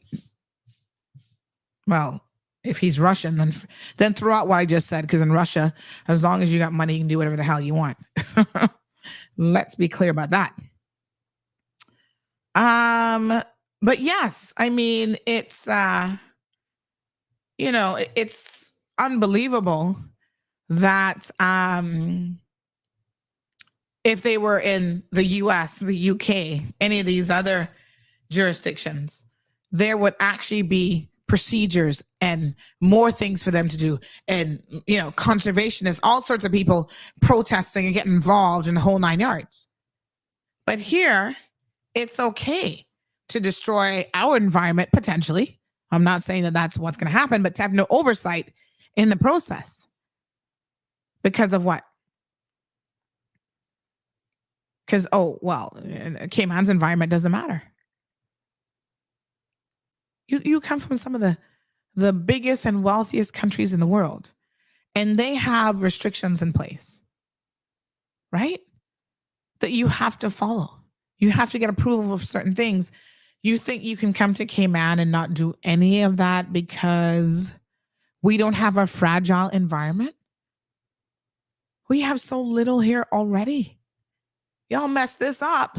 Where are we going to run to? Okay? It's not like in the States, like, you mess up the Everglades.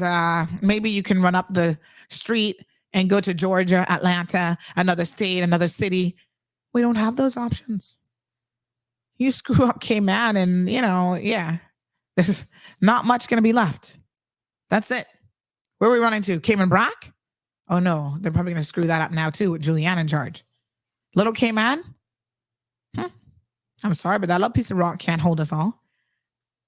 So this is back in August of 2017. At the time, then Premier Alden McLaughlin said that they were ridiculous, his words, parts of the conservation law that will be removed. Okay? He revealed, this article is August of 2017. This is before CMR was really around. We'd just gotten started, in fact. But it said that Premier Alden McLaughlin revealed last week that removing some of its more controversial elements would be among the first actions of his new coalition government in 2017. I can tell you that Alden never did a single thing. So here we are, 7 years after the fact, going into 7 years now, and nothing happened. Why? Because, again, he put together this committee. And the committee's remit was to see what ridiculous elements of the law or sections of this national conservation law that needed to be removed.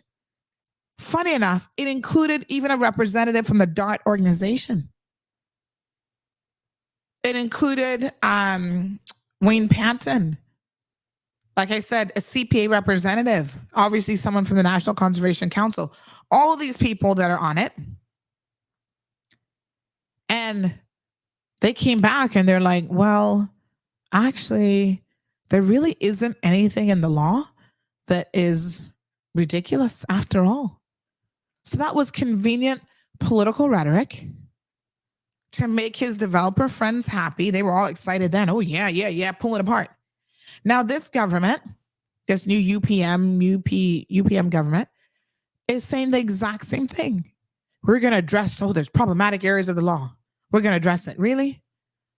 So you guys are going to do what Alden couldn't do because his government and all these representatives couldn't actually find anything that was truly ridiculous about the National Conservation Act. Why?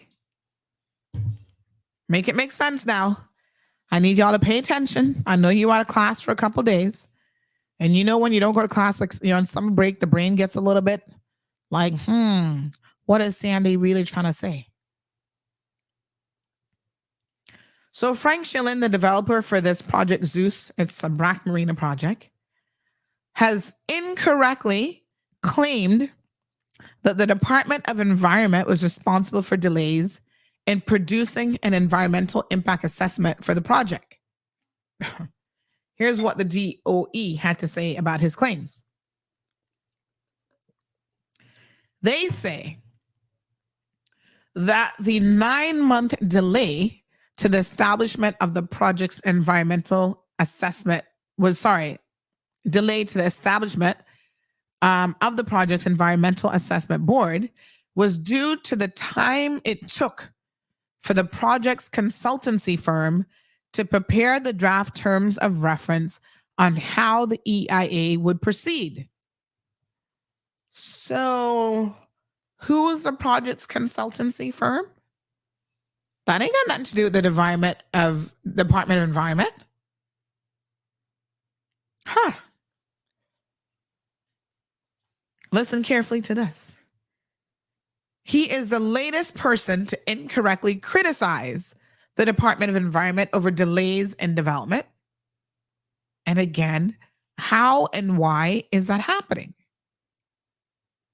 It's happening because there is this belief that if we criticize them enough and we say enough times that they're doing this, then it somehow makes it true.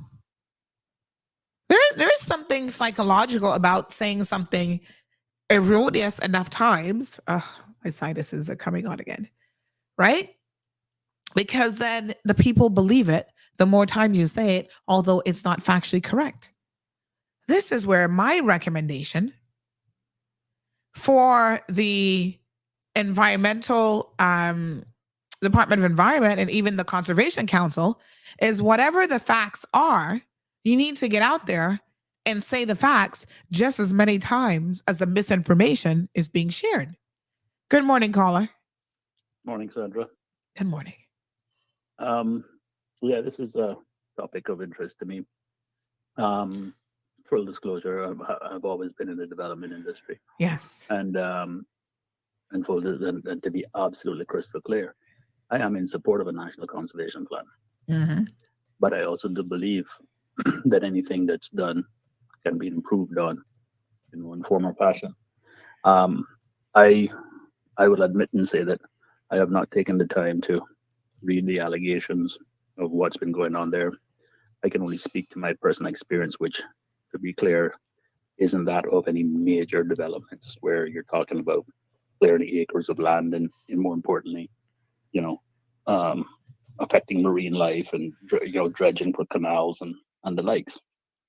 But what I can say is, and I'll pose it as a question to you, why is it that I can apply for a 4-post boat dock in Grand Harbor and get a review within 2 weeks, but let's be kind and say 4 weeks, but I will do the same identical application in Governor's Harbor? So Grand Harbor is the first application, 4-post dock, basically, to be so that everybody's clear.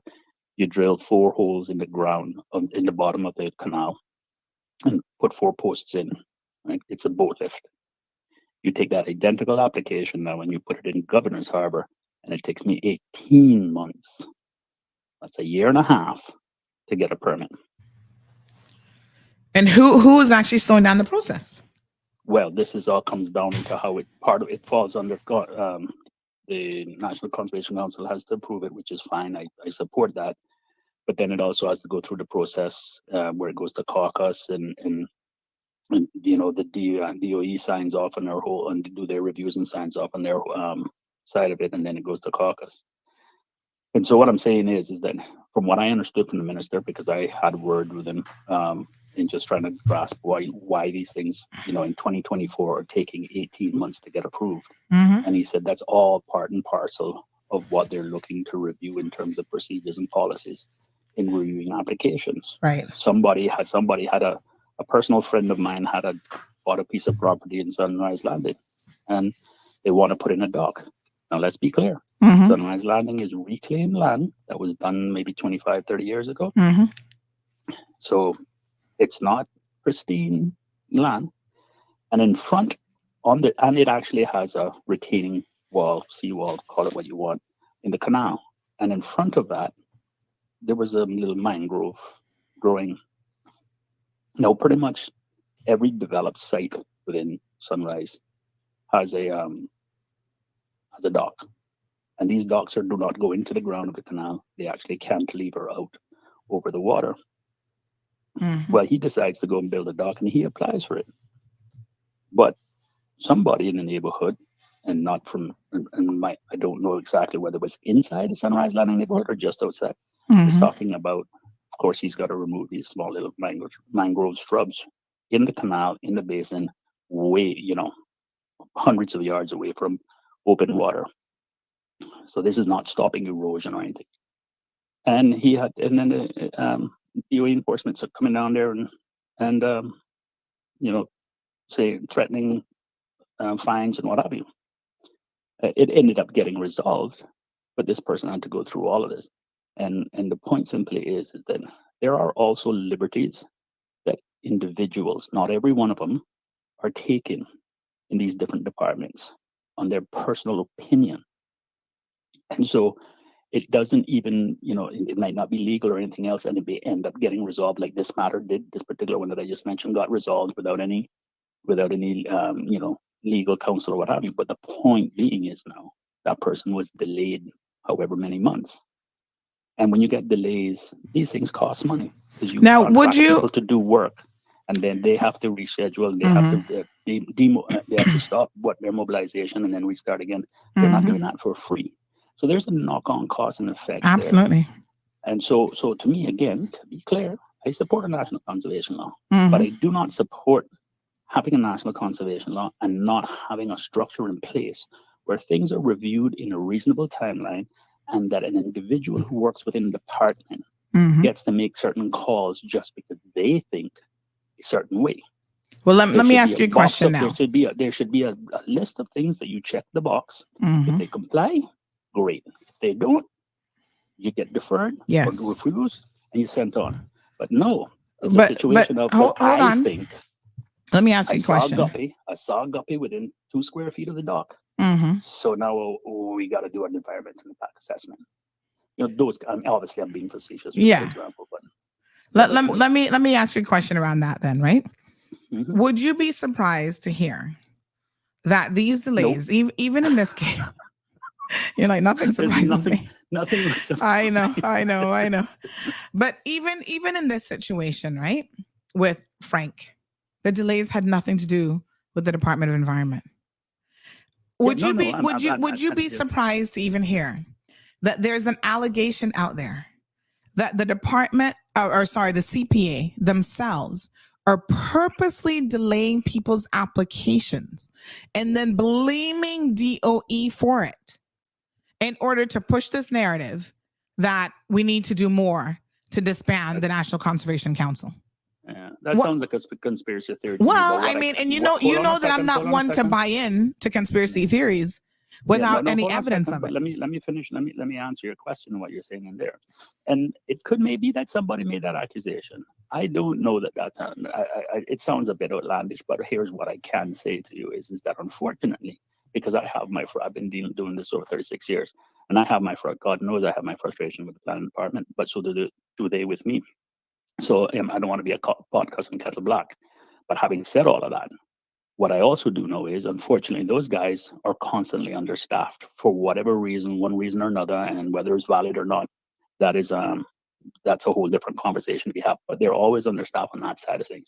So yes, for me, they do take long on certain aspects to review their some of these applications. But are they doing it to be malicious? I don't know, unless someone has purposely stepped on someone's corn and now they're trying to take it out and put it in file 13 or what have you. That's entirely possible. But then that individual is taking it upon themselves to be possibly reprimanded and even dismissed. Which they've stepped on each other's corns through this lawsuit, Remember now, the CPA is pissed off that they, in their minds, that they have lost this lawsuit. They don't see it as a win for the people of the Cayman Islands. They see it as a loss for them. Referring to? The one between them and the National Conservation Council that has now gone through like 4 rounds. Yeah, the one on 7 Mile Beach. But it's not even about, forget about the details of that. It's about the clarification in law. You're saying that the planning department is pissed off, and the planning department is saying here, and the planning department is saying no, hold on a second. We may have lost, but there is a point of law, and that we they've lost in 2 courts. I'm not arguing, Sandra. I'm not arguing that. I'm just saying this is why they're pissed off. They've lost in multiple courts, and they tried to come back. And well, it's not my opinion. I think the fact that they keep challenging it. I didn't hear the director or the chairman of the planning board say they were pissed off. But what I did understand them to say is look, there's a point of law here that still is in contention, and that's why we're appealing. Well, from their perspective, the court doesn't agree. The court has had their ruling, and that's why they're appealing it. And if they appeal and then they still lose, then clearly. But they have. They've appealed. They've appealed it. And they've lost. The last time now they've gone back and say, well, we want to take it all the way straight to the Privy Council. And the court said, no, the matter's settled. And they're still not happy with it being settled. Okay, but and are they still going through the due process? They can't. The courts have stopped them. The courts have said no to their application to continue this. Then it's a done deal, and that's why Well, that doesn't mean that they're going to be happy with it just because it's a done deal. Point, though, Sandra, the bigger picture to this whole thing is right. Is that we have gotten so bogged down. There's a scenario of over legislating ourselves. To me, the simple answer for people who clear mangroves, without any regard, this is not something that I suggested from today. I've been suggesting this for over 2 decades, and certainly when I did my 2009 platform, which I have no ever intentions of ever doing again. But simple as this: any heavy equipment, all they need to do is write a quick law. That any heavy equipment operator that is asked to clear any kind of mangroves or any sensitive zones, they can provide these zones in a map, just like how we do the marine parks and stuff. And just anybody who hands them instructions to say, listen, clear this piece of land, they sure, not a problem, provide me with a permit. If you don't have a copy of a permit, I can't do it. Because if I do it, the government is going to fine me, the operator, and put points against my heavy equipment license. And if I have X amount of points against my license, I lose my ability to earn a living. That's a very simple way. Instead of saying, oops, my bad. You have to go now and deal with the actual developer itself. So it's a check and balance without having to add more resources on that side of it. But having said all of that, I will point out to you Governor's Harbor, Snug Harbor, the Ritz, the Shores, the North Sound Estates, the Grand Harbor, Prospect, Tropical Gardens. All of these are and including now Cayman Bay, all of these are all sites which were pristine mangrove lands. They were dredged and canals were put in back in the 60s, starting from the 60s and straight through till, the late 90s or even the early 2000s. And they're teeming with marine life. Okay? But now, if you put an application to drill 4 holes into the ground of a canal, and not now this is the case, it's like you're asking them to detonate dynamite and clear 10 acres of pristine mangrove land.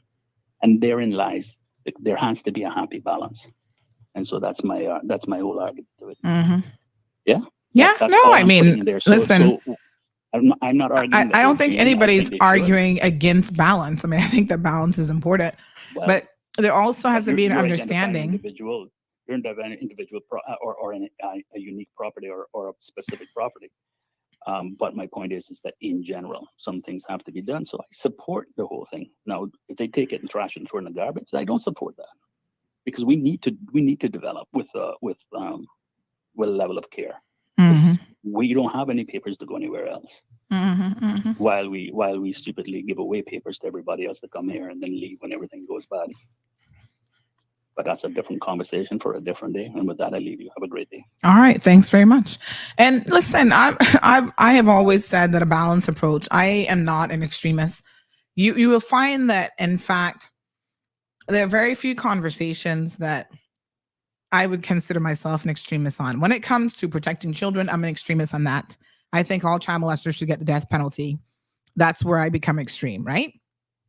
99% of the topics out there, I'm actually very middle of the road person. Like I'm not, you know what I'm saying? I'm not going crazy in either end of the spectrum in terms of the debate. And I am not out there being a tree hugger and, every single thing.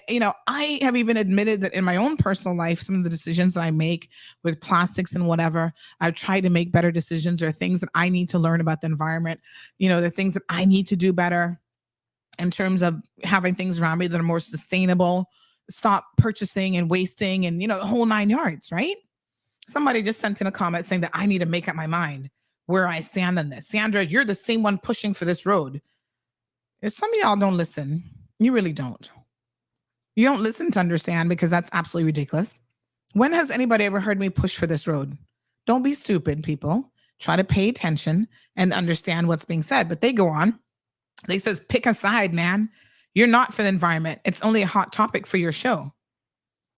Yeah, okay. That road you want will be devastating, will have devastating damage to our wildlife and water table. But hey, if it gets you to work early, it's worth it. Well, I don't have to go to work early. So, I go to work early right where I am. I'm not fighting the traffic, so it doesn't exactly impact me in that way. KISS KMFT, this island need a hurricane to wipe all the disconnected viruses off of it. Okay, extremists.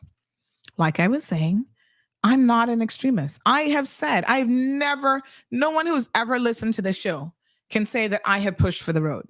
In fact, I have said things like the MPs who are saying, let's build a road with no environmental impact assessment are dead wrong. They're completely wrong. We cannot do that. Number one, because the law would not allow for it. But they've been pushing this rhetoric politically. They've said it publicly. They've said it in the Legislative Assembly. They've said it at political meetings. And I have said absolutely under no circumstances should it be done that way. We need the environmental impact study before a decision is made. I have also said, as someone who lives in this country and who does live in the outer districts, I understand exactly what the people are going through. So the person now is calling me a liar. You can call me anything you want. It doesn't really matter. You went on about this road needs to be done ASAP. Boy, y'all really do not pay attention. You really don't. We've had the NRA on here explaining the process, right? This road has been talked about for 25 and 30 years. What I have said is that, no, I don't have selective memory. You can go back and pull records. That's the one great thing about all of these shows is they're actually recorded, right? This is the same reason you blocked me. Oh, that's you again. Pick up the phone if you bold this morning. Pick up the phone.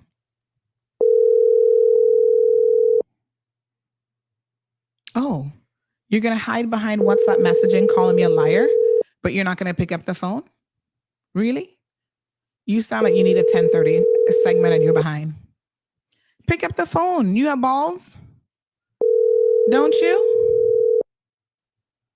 You want to call me a liar behind a little keyboard, but you don't want to pick up the phone this morning.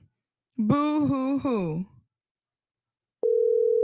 Right. That's what I thought. Cowards. You want to be able to sit behind a keyboard and be a keyboard warrior coward instead of picking up the phone and arguing your point. Pick up the phone.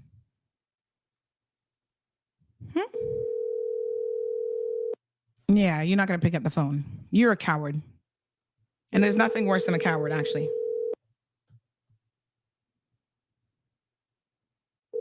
Yep, there you go. Want to be able to get on WhatsApp and call people liars and all this kind of stuff. This is what gets you blocked. It has nothing to do with your opinion. It's the way in which you carry yourself. You are a coward. Whoever you are, 929-3810, name Nick. Nick, you're a coward this morning. You went and got yourself a new phone number so you can message me from a new phone number, but you won't pick up the phone and have a conversation. Why is that, Nick? Because you are a coward. And any coward, including you, is welcome to go back and listen to every single time I've talked about this road. My messaging has not changed in any way, shape, or form. Why do I need to have a conversation ever about the environment or even about, the fact that these developers has this narrative, which I've talked about numerous times on this show.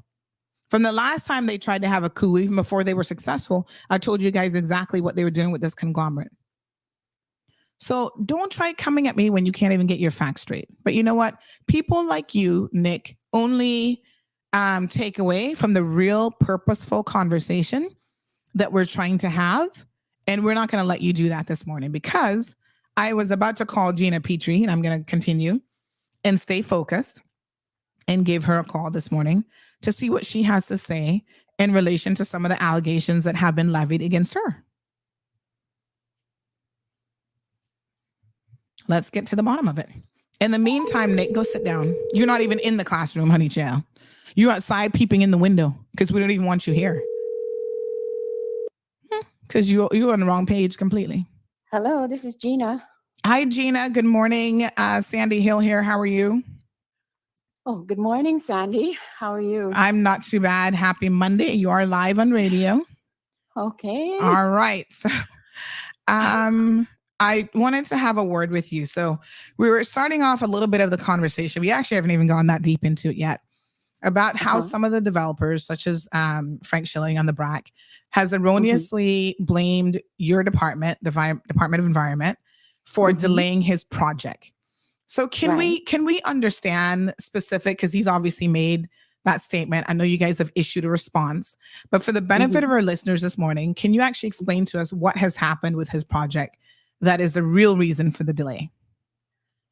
Okay, so I don't have all my facts in front of me, Sandy. Yes. But my recollection of his particular circumstances, that they submitted draft terms of reference to us, which weren't really proper draft terms of reference. We commented and went back to them and said, we need to see these things that were highlighted in the scoping report, basically reflected in the draft terms of reference. So the 9 months delay was on their end between us sending some original document that they had sent to us, and which wasn't what we needed or asked for.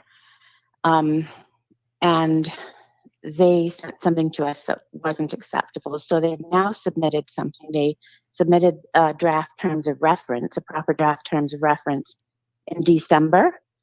And we are now reviewing that. The EAB is reviewing that. And I think actually that today is the day that we get back to them. Actually, is the day that we gave ourselves and them as a deadline to get back to them. So that's where we're at. The deadline, the delay was not with the EAB or the DOE. It just wasn't. It was, as we said in our statement. Is it often that you find that you guys are being blamed for delaying applications when they've had nothing to do with you? Do you know how often that's happening? Well, so Frank Schilling's issue is an environmental assessment board issue and an EIA issue, which is squarely in our remit, right? The other delays that people seem to be getting concerned about are at the planning stage. And we have been trying to work with the planning department to try to figure out why it is that they are insisting that they first consult with us under Section 7 of the Development and Planning Act. Then, after getting a response from us, which from our perspective, the only reason that planning would be consulting with us under the Development and Planning Act is because they want to be aware of the environmental implications of a particular application. Well, that is the same consultation that we would provide for them under Section 41(3) of our law, which is when people, it's the majority of time that they consult with us, right? It is just where we're giving them our advice and our recommendations that they should take on board when they are making their decision. Because the only time that the NCC/DOE has any kind of authority to hold up or to say, we want to insist that these conditions of approval are put in on your planning approval is when we're talking about an application that has an adverse impact on a protected area or the critical habitat of a protected species. And as we have, I think, highlighted many times before, that is a very small percentage of the time. It's the number of applications that we see are far greater with the general recommendations, which they have to take into account, than when we can actually direct them on behalf of the NCC to take a particular action. So let me just make sure I'm understanding what you're saying, right? So I want to clarify this. So you're saying that although the CPA isn't required to send these applications to you for consultation, they're doing so anyway? No. So what they're saying is that they first have to consult with us under Section 7 of their law. So they send a review under Section 7. We have been trying to say to them, why don't you send the application under, if you must consult with us under Section 7 of your law, then please also consult with us at the same time under Section 41(3) of our law. And in accordance with the guidance notes that we've issued that give you hints about when you should be consulting with us. Right. Now, have you provided guidance notes in relation to Section 7? No, because that's their law. Our law, Section 41 of our law, requires us to publish guidance notes, which we have had published since 2016. We reissued them recently to take account of the process issues that were highlighted in the judicial review, the latest judicial review, but none of the triggers for consultation were changed. They remain the same as they have been since 2016. So we have provided a map that showed all of the marine protected areas and all of the terrestrial protected areas. We have a map that shows all of the primary habitat that we might be concerned about. That is habitat that has never been cleared before. We also provided a map for those parcels that fall within 500 feet of the coastline that we might be concerned about development on land affecting the marine environment. And then they have a list of the types of projects. So ports and airports and roads and various industrial practices, et cetera, that we would want to see. So there's a location triggers and there are types of project triggers. And then there's a trigger for us, what we call a strategic trigger, which would be like the development plan, anything that they could be contemplating that could down the line have an adverse effect on the environment. So those guidance notes have been available to them in accordance with our law, because our law requires us to produce those for entities so that, and it actually says, if an entity follows those guidance notes and they act in accordance with those guidance notes, they will be deemed to have acted in accordance with the law. The issue appears to be that the CPA appear to think that somehow these guidance notes fetter their decision making in some way. And, you know, we just don't accept that argument. And I don't think neither did the court, because the Court of Appeal ruled that the guidance notes were guidance. They weren't law, so they don't sort of fetter anybody, but they are provided as a means of entities knowing if they are confused about when they should be consulting under Section 41, then those guidance notes help them. Right. So if the guidance notes have been in place since 2016, right? It seems that this particular CPA, this particular board, is struggling with understanding guidance notes that have been in place for what is this now? Almost 8 years? Yeah, I mean, but I think they're struggling because they they assumed, I think, that the revised guidance notes were somehow different. And all that those revised guidance notes made very clear was actually that in relation to the consultations, the CPA, which is what the Court of Appeal decided, the CPA can consider themselves whether there is an adverse impact. And if they want to disagree with the views of the NCC on that, either by virtue of the guidance notes that we've provided or what we've said to them, then they have to provide, I think the judgment said, clear and compelling reasons, because essentially what the judgment is saying is that they are not the experts. So because they are not the experts, they have to, their standard of proof has to be higher. They've got to bring something that counteracts basically what the NCC and the DOE are saying in relation to the adverse effects. All right. So there's been some very curious practices that have been holding up applications that we've discovered by reading CPA minutes, etc., and by having applicants call us, frankly. Right. Things such as they have brought applicants in and have taken the applicants through definitions of adverse effect under Section 2 of the law. And the issue with that, well, there are a couple of issues with that. One is that that's a definition and it is not an exhaustive list of adverse effects. It says adverse effects include, and then they go through examples of what might be adverse effects. So there's that. And then there's also the fact that they are not the experts and therefore, and neither are the applicants.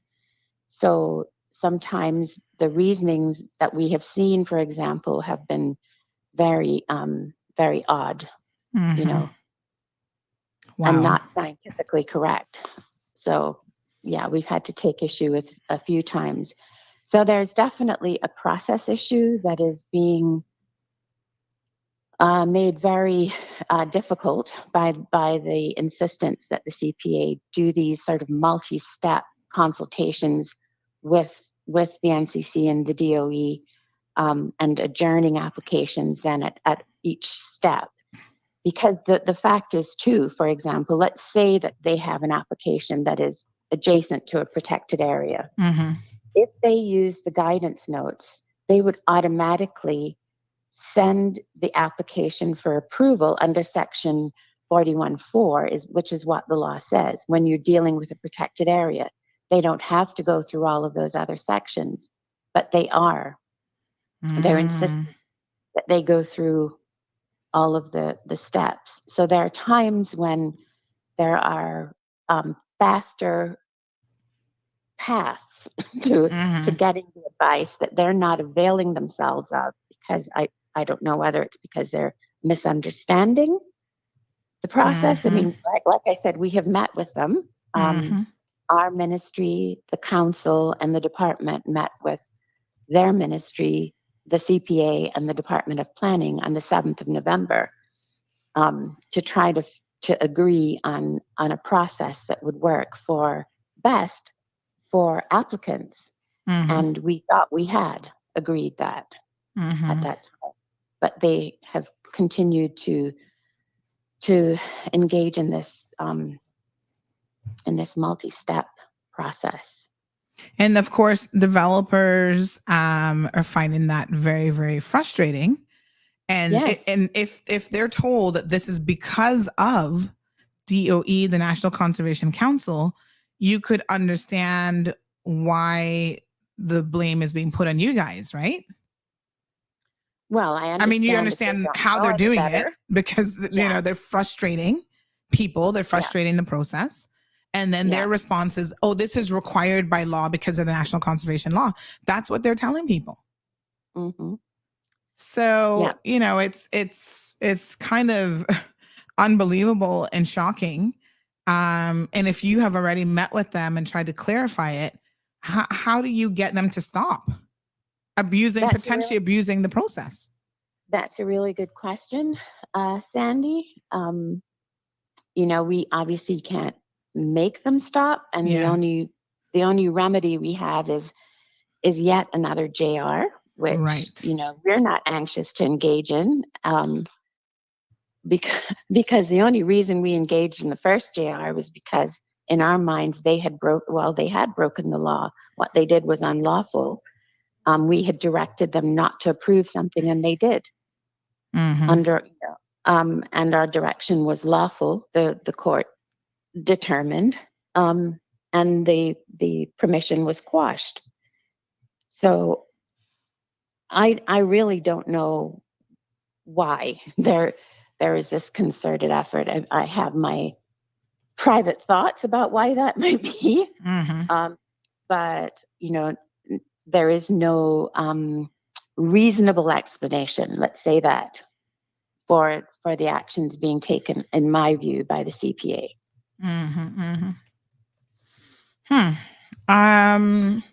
Couple questions coming in for you. Someone says, can you clarify who conducts the environmental impact assessment? Okay, so I'm talking about now an EIA, which we have a project which we have screened and the council has agreed requires a formal environmental impact assessment. In that case, it is consultants who are selected by whoever the project proponent is, whether that's a government entity or a private developer. But before, what we require is that once the Environmental Assessment Board has produced what's called a scoping report, which is basically a high-level document that outlines at a higher level, at a broad level, the areas of impact that we would expect to see addressed in an EIA. Once we've done that, then we ask the applicant to submit the names of up to 3 firms with their persons and qualifications that they would be employing to do the EIA. And we basically vet them and say, yes, these 3 are all fine. You look like you have the breadth and depth of expertise that we were suggesting be required for the EIA. And then it's up to the applicant to make whatever commercial arrangements they want with the firm.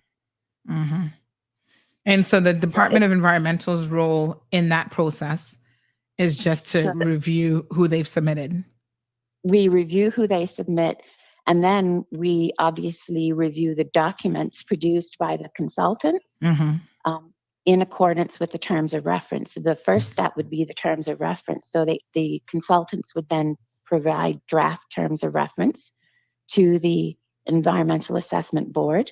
The Environmental Assessment Board then reviews those terms of reference, and once we're happy with those, they go out for public consultation.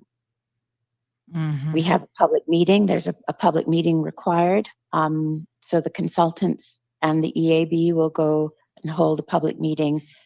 People can come and say, we're concerned about this issue, or we're concerned about that issue. I don't see this in the terms of reference. We take everybody's comments on board. A final terms of reference is agreed, and then the consultants work from that. So that's basically like the recipe for the EIA, exactly what they have to do, the studies they have to undertake, etc. But in the normal course of events, and I think you and I spoke about this when you came to speak with us at DOE before. In the normal course of events, when we're just looking at projects that haven't been slated for a formal environmental impact assessment, then the environmental analysis is done by the DOE's Technical Review Committee, which I chair, but it has representatives from our Terrestrial Resources Unit, from our Marine Resources Unit, and our Environmental Management Unit. And together we arrive at consensus views on each and every application that we review for whichever entity. Most of them are for the CPA, but we do have other entities that consult with us from time to time as well. You made mention of some meeting on November the 7th. Is that correct? Yes, I believe that's the date. I hope I got that date correct. Okay. But someone just said that they noted the the correlation between that and then November 14th, Wayne Panton was forced to obviously, he was forced out of the government. The government was changed. So can you give us an idea? I mean, people were obviously requesting that the guidance notes be published. Is that something that we can have for publication? They've been on our website and on the NCC's website for a very long time. So they should be available there. Okay. We'll see then about getting a copy of that and maybe making it more widely available. But they were also gazetted. I mean, so, they would be in the gazettes as well, but they are on our website, Sandy. I'm 99.9% sure of that. Right. Okay. Now, this back in 2017, there was this discussion. Then Premier Alden McLaughlin said that there were ridiculous parts of the conservation law that needed to be removed, and he put this committee together. That was their sole purpose, to review, exactly what needed to be removed. Now, that never happened. Were you a part of that committee? Yes, I sat on that committee. You sat in that committee. I'm just curious, how many times did that committee actually meet? I can't answer that. It wasn't all that many, as I recall. We met a few times, and then we just stopped meeting. And why did you just stop meeting? Who was the chair of the committee? As I recall it, the Premier himself chaired the committee. And then it was quite a large committee. There were a few external lawyers and representatives from various groups. I think that former Premier Panton was there too. At that time, I don't think he was. He had a formal role in government. Exactly. Yeah, he wasn't even an elected official. No, I don't think so at that time. But obviously, because I guess he had been the minister that passed the law, he was invited to sit on the committee. I was there. Mark Vander. I think the chair of the NCC was there. Yes. Yeah, there definitely, the DART folks had a representative on the committee. And was there any discussion at the meetings that you did have, from what you can recall, obviously it was some time ago, of exactly what these ridiculous segments or sections of the National Conservation Law were that they were trying to change?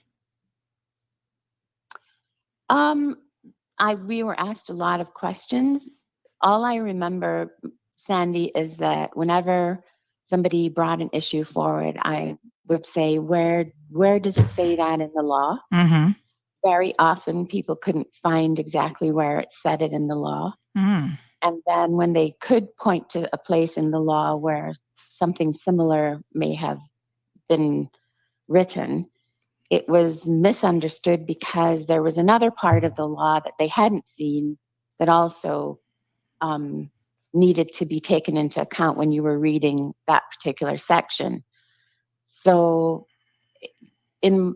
I guess in summary, the best way that I can describe it is that it seemed to me that there was a lot of misinformation about the way that the law was written and what it actually said. And then there was further misunderstanding about the correct interpretation of various sections of the law. So it's very possible then that misinformation continues. Oh, I think it does. I mean, everything that I've heard, it sounds very similar. In fact, Sandy, if I can be 100% honest, the same issues that are being raised now are the same issues that were being raised when we were trying to get the law passed for over 10 years. So it's the same issues, basically. And it's to do with the fact that, well, I probably am going to be going too far if I say this, so I'm not going to say what I was about to say.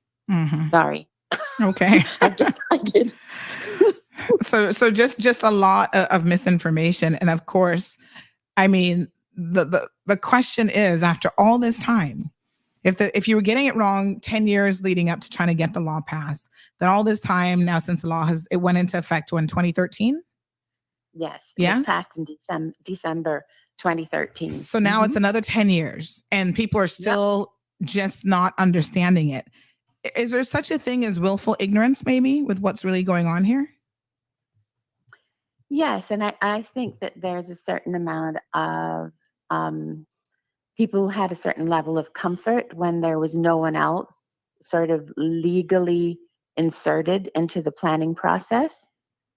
And even that is actually isn't a true statement on my part, because when you look at some of the legislation for other entities, for example, the Department of Environmental Health or the Water Authority, there are sections in their law which basically say that the central planning, well, I know for sure the Water Authority law says that they must be sent copies of plans for water, wastewater, etc. Provisions in any kind of development. And then it says that the CPA shall adopt the recommendations. It doesn't say it shall consider them. It says they shall adopt the recommendations of the authority. So there are other laws that require the CPA to take on board what other entities are saying, but for some reason, our law seems to have really created a big problem for people. And I just think that having environmental issues having to be taken into account when you're making a decision is the basis of the sustainability sort of concept, that you take the environment on board at the same time as you're looking at socioeconomic. So as you're looking at people and you're looking at profit, you also look at the planet essentially to make sure that all of those implications are being taken on board at the same time and being given the same weight. That's all the legislation is trying to achieve. And to protect species and habitats that sustain our way of life here and our quality of life.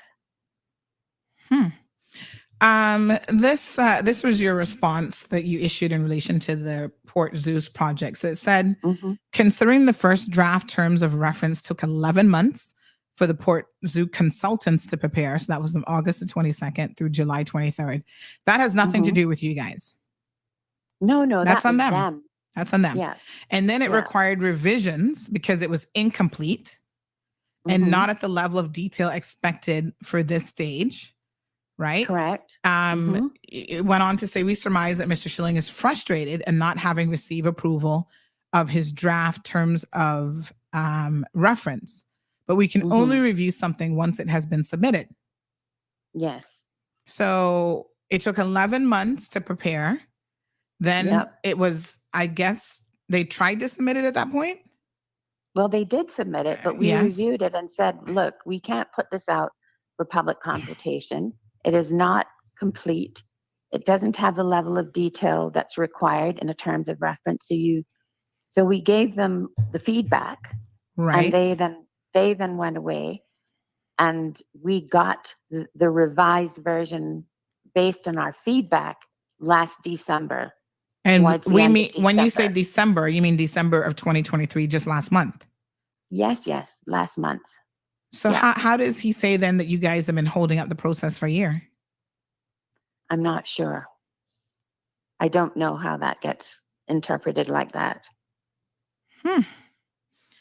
It's just peculiar. Here's a question from Selvin. Selvin says, how can Director Gina be fair to the whole when the director was the mother of the NCC legislation?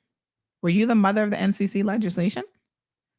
I don't know. Well, did I go out to the public and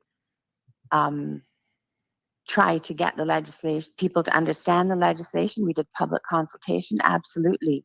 That would be your job though, right? Yep. But the genesis of that legislation was because the country had said at the time I think it was around 1996 or 97, that we wanted to sign up to the Specially Protected Areas and Wildlife Protocol under the Cartagena Convention, which is the United Nations Convention for the wider Caribbean. And the UK at that time said, we don't think that your legislative framework is advanced enough, your conservation framework is advanced enough to take on board this protocol. But, if you work on that, then we can look at it again.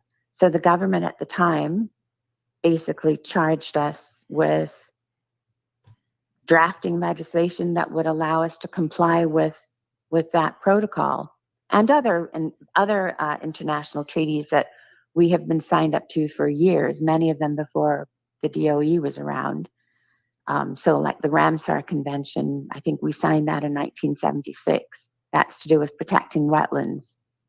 And there are other conventions that required us to have legislation and EIAs, for example, that sort of thing. So, yeah. And should the DOE not be the one to promulgate conservation legislation to say, look, we think the country needs this legislation, it's our job. So of course we would have been. I don't have any apologies for that, I'm afraid. Mm-hmm. What about this narrative that what has happened with since the National Conservation Law has been in place, that you guys have slowed down development, you prevented developers from doing projects, and this has negatively impacted Cayman's economy? Well, I would just ask people to look around you. I mean, I think the evidence, as the saying goes, the proof is in the pudding. Mm-hmm. Look around you. Does it look as if development has slowed down to you? Well, I'm gonna go one step further, and I'm gonna read something that someone has supplied me from the Cayman Economic Outlook speech from then Premier Alden McLaughlin. This was March the 6th of 2020. And at that point, obviously, the National Conservation Law had been in place for, a number of years. On page 6 of his speech, he went as far as boasting about the pace of development in this country. This is what he said in his speech. So he said, secondly, this is page 6, second paragraph. We knew, and just one second here, Miss Jean, I'm going to just pull this up so that my listeners can actually follow along with this, because it's important for them to see that this is, in fact, the actual speech. So he says, secondly, we knew that we had to develop and implement a strategy for sustainable economic growth that would benefit Caymanians now and position Cayman so that when the next inevitable economic slow turn arrived, we'd be able to ride it out. Fast forward 7 years, and we now have an economy that is undoubtedly the best in the region. GDP growth has averaged over 3% during the past 5 years. Unemployment is at a very low 3% overall, while Caymanians' unemployment remains below 5%. Stayover tourism has grown to over 500,000 visitors. Cruise arrivals declining from a high of 1.9 million in 2018, still ended 2019 at 1.8 million visitors. Hotel and restaurant sectors grew an average of 3.7% since 2013, while financial services business activity grew at almost 4% on average.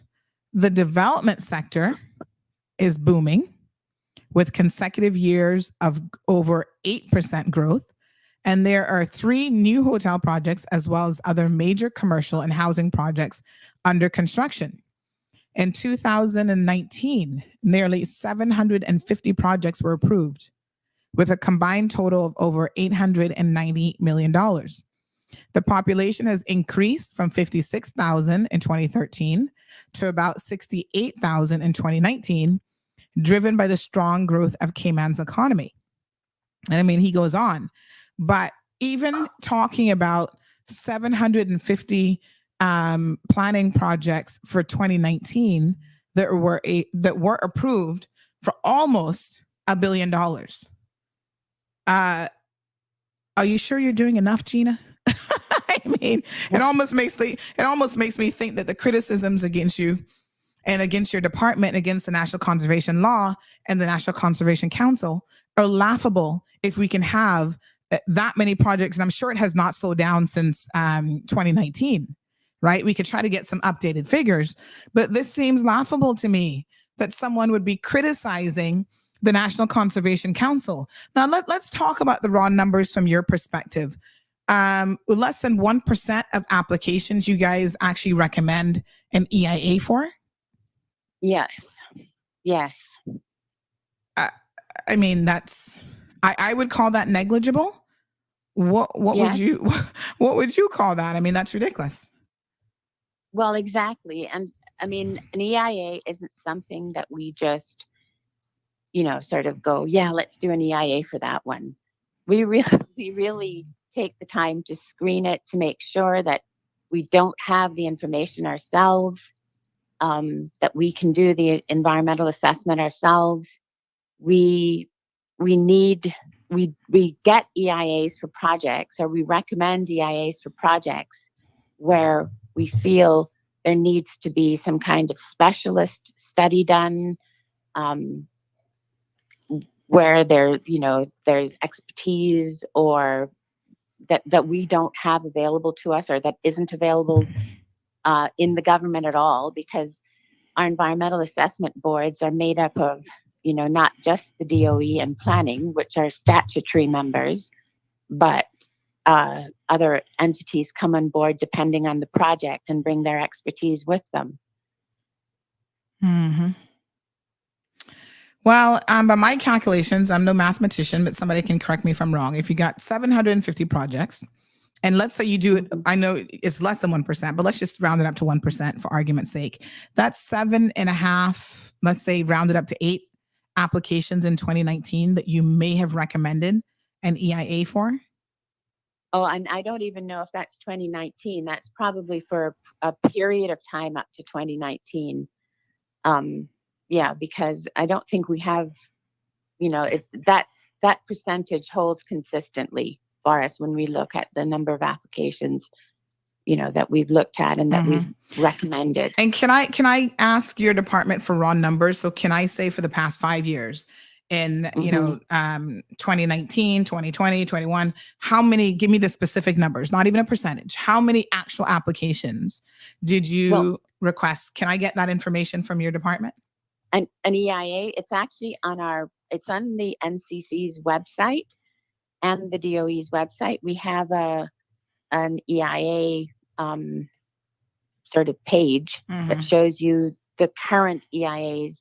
So right now, I know that we're working on the road, the East-West Arterial EIA. We're almost done with the Regen EIA. We have the Schilling EIA in progress. And then there are 3 EIAs that are probably coming up. We're sort of going through, we've done screening and scoping opinions for 3 EIAs associated with the airports projects. And that's it, pretty much, in terms of EIAs, actual EIAs.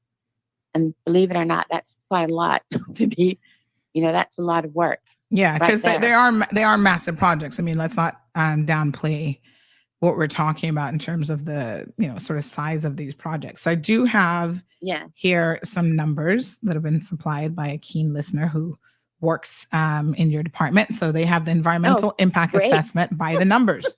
So we had some 3,789 Section 41 consultation processes provided between 2018 and 2023. 34 was the number of projects formally screened for an EIA by the NCC. Right. 2, the number of commercial/residential developments that have required an EIA. Yeah. 2, the number of industrial developments that have required an EIA. And then the number of active EIAs for government projects is only 5. Right. That's it.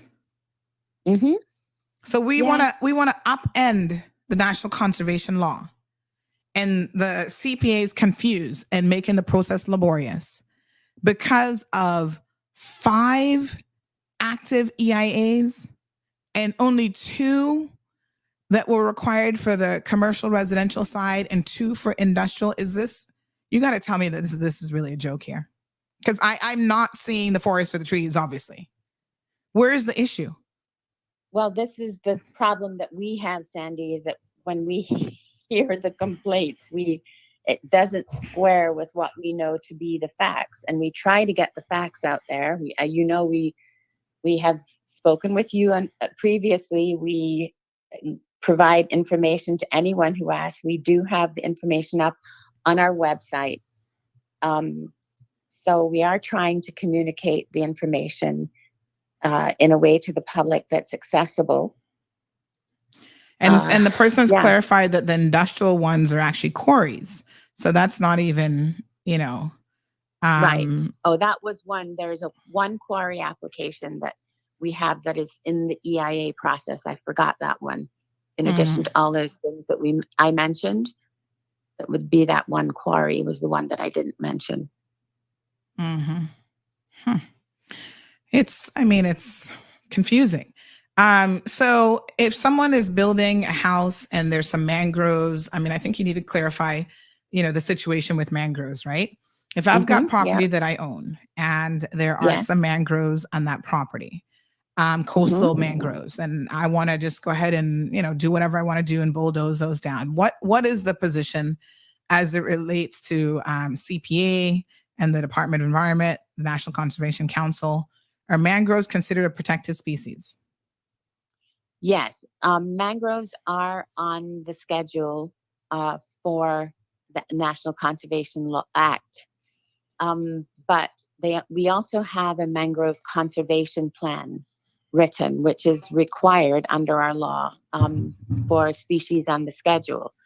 So what the mangrove conservation plan does is basically, it does a number of things, but at its sort of the basic provision is that if you are applying to do any kind of development activity or clearing of mangroves, you either have to have planning permission to do that. So it has to have gone through as part of your planning permission, which would mean that the NCC, the DOE on behalf of the NCC has commented on the clearing and has either recommended not to clear or to retain a certain amount of the mangrove vegetation, et cetera, as part of the planning process, or you can seek a Section 20 permit from the DOE directly.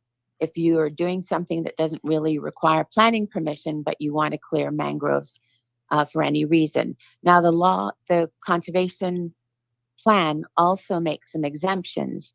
So if a surveyor is surveying the boundary of properties and it's wetland, and they're basically making a footpath to survey the boundaries, that is exempted under our law.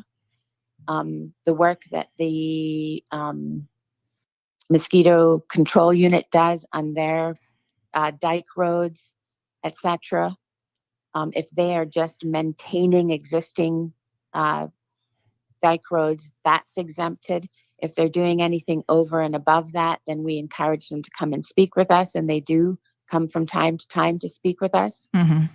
And then last but not least is that we have appended to the conservation plan trimming guidelines for the average person. So if you have mangroves, if you live on a canal, for example, and you are fortunate enough to have some mangroves in front of your property, those trimming guidelines specify ways that you can trim your mangroves so that you can maintain your view, maintain access, etc. So as long as you trim in accordance with the guidelines, or you have planning permission or a Section 20 permit, then you're allowed to clear mangroves.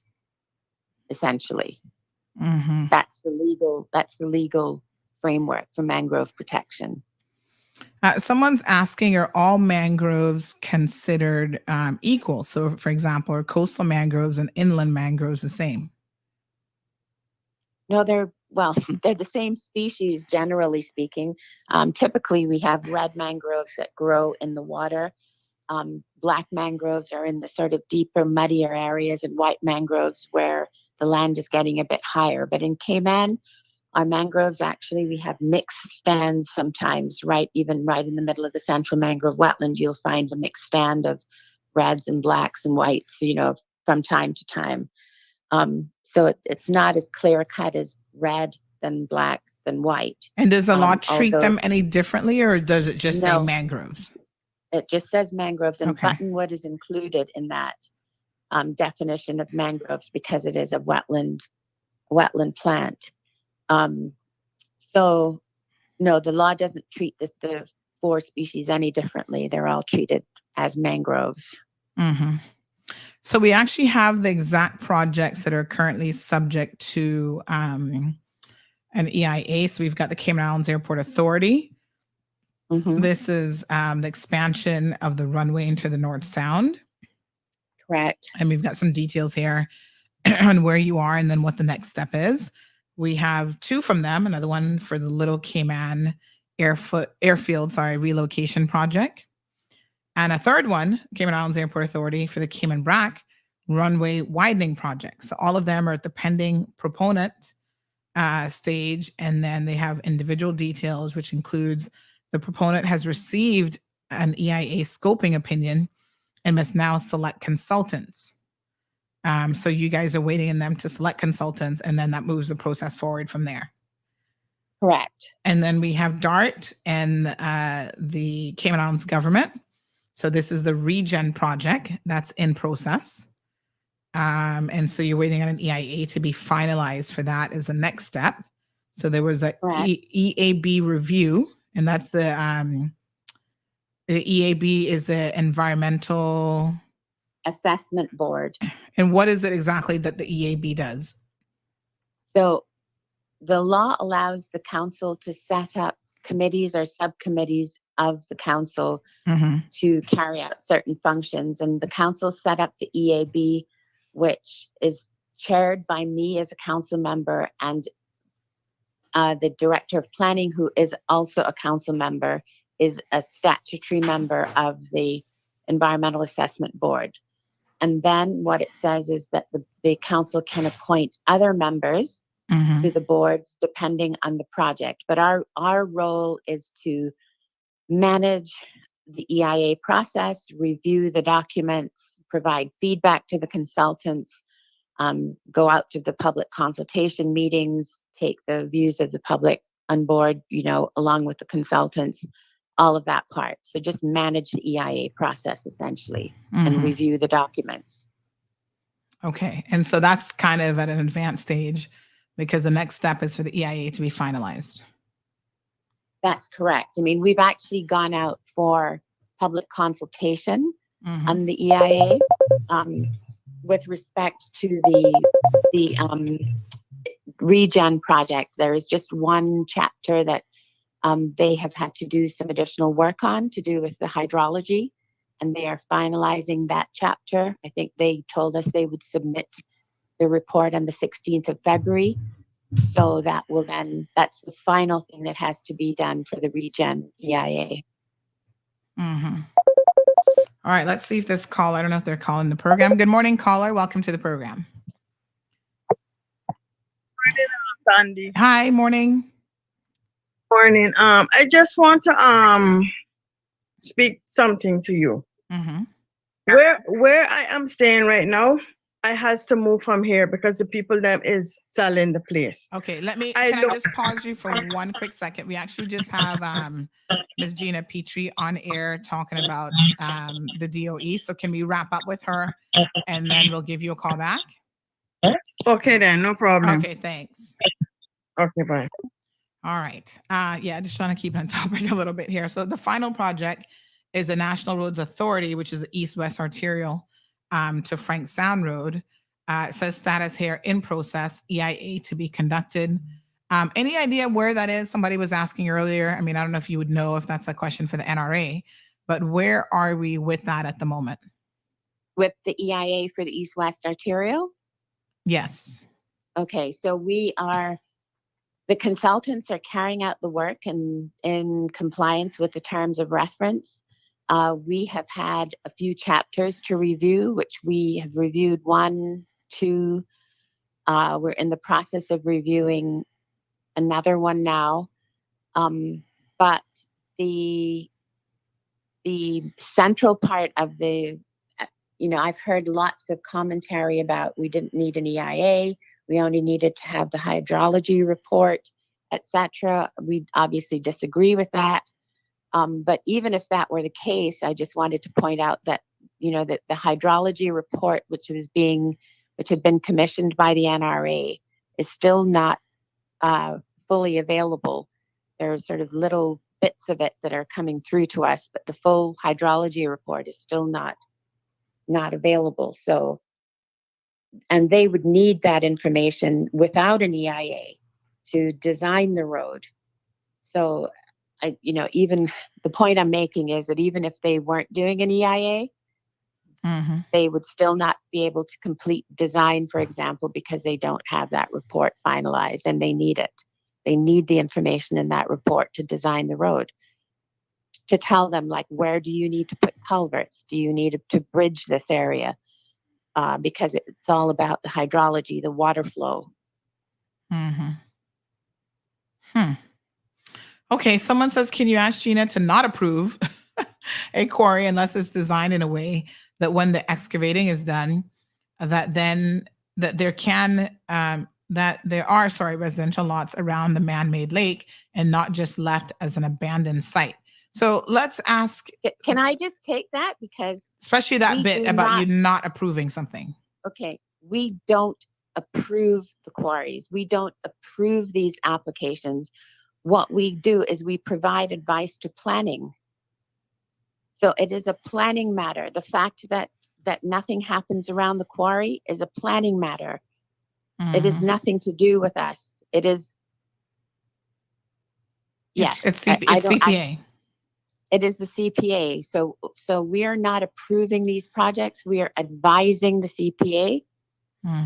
Unless there's going to be an impact on a protected area, we can't even insist on conditions of approval. The only time that we can say you must put these conditions of approval is when there is an adverse effect on a protected area or the critical habitat of a protected species. Otherwise, we're recommending conditions of approval or recommending that something not be approved. So the only time we can direct the CPA to put a condition of approval on or to not approve something is this very narrow circumstance where there's an adverse effect on a protected area. Well, thank you so much, Ms. Gina, for taking your time out. I know your schedule is very busy. Can I make a recommendation to you and your team that maybe we do this more often? Because, I think you've clarified a lot for people, but the one thing I know is when it comes to misinformation, the more they say the misinformation, the more people believe it. So you have to counter that by saying the truth 10 times over and over and over again. So we should probably talk about what needs to happen in order for you to make a regular appearance on this show and talk about different types of applications that maybe you've seen that are of interest that, because I think it's shocking and surprising that a developer like Mr. Frank Schilling could make an accusation blaming the Department of Environment for delay when his people took 11 out of the 12-month delay that he's complaining about. His people took 11 months to actually get a document in, but it's easy and convenient to throw that narrative out there. Oh, we're going to blame the Department of Environment. When we hear the facts, it's like making me scratch my head going, huh? So, perhaps instead of being reactionary to people like him, you kind of give us what applications you guys are dealing with, where they're at, where's the process, what are you guys waiting on? Just to kind of generally speaking, keep the public informed, because the person who just made the recommendation that you not approve the quarry applications is a well-informed person who's connected to developers who, you would think wouldn't say that if that wasn't within your power. So it simply demonstrates to me that a lot of people are truly confused. They just don't understand the process. They don't know, why it's taking so long. And, a lot of clarification, I think, could go into it if the communication is much more open and people have access to you. Okay, well, let's talk about that some more offline. Yes. In terms of future. How to make that happen. Yes. Lisa says, thank you. This was very informative. Great segment. Salvin says, can the director say if anything needs changing with the NCC? And if so, what? With the NCC? I think he meant the National Conservation Law, which would potentially impact the council. Right. Well, I mean, I think that there's always more that the law could do, but we have a law that was what we agreed, I guess, what the politicians were comfortable with at the time, and what the public were comfortable with at the time. And if our law was working in tandem with proper development and planning legislation and processes, I think we could achieve quite a lot. Unfortunately, that is not what is happening. We don't appear to be able to work cooperatively with the CPA on these environmental matters. It does seem very adversarial from where we sit. And I think that is a shame. But I also think that people need to understand that a lot of what happens out there that people find so egregious is because we don't have proper development and planning legislation, and we don't have a development plan that is guiding the decisions of the CPA. And that plan should capture the vision that the entire country has for where we want the Cayman Islands to be. Right. The direction that we want to take the Cayman Islands in. I mean, we don't have a development plan for Grand Cayman, and we don't have one.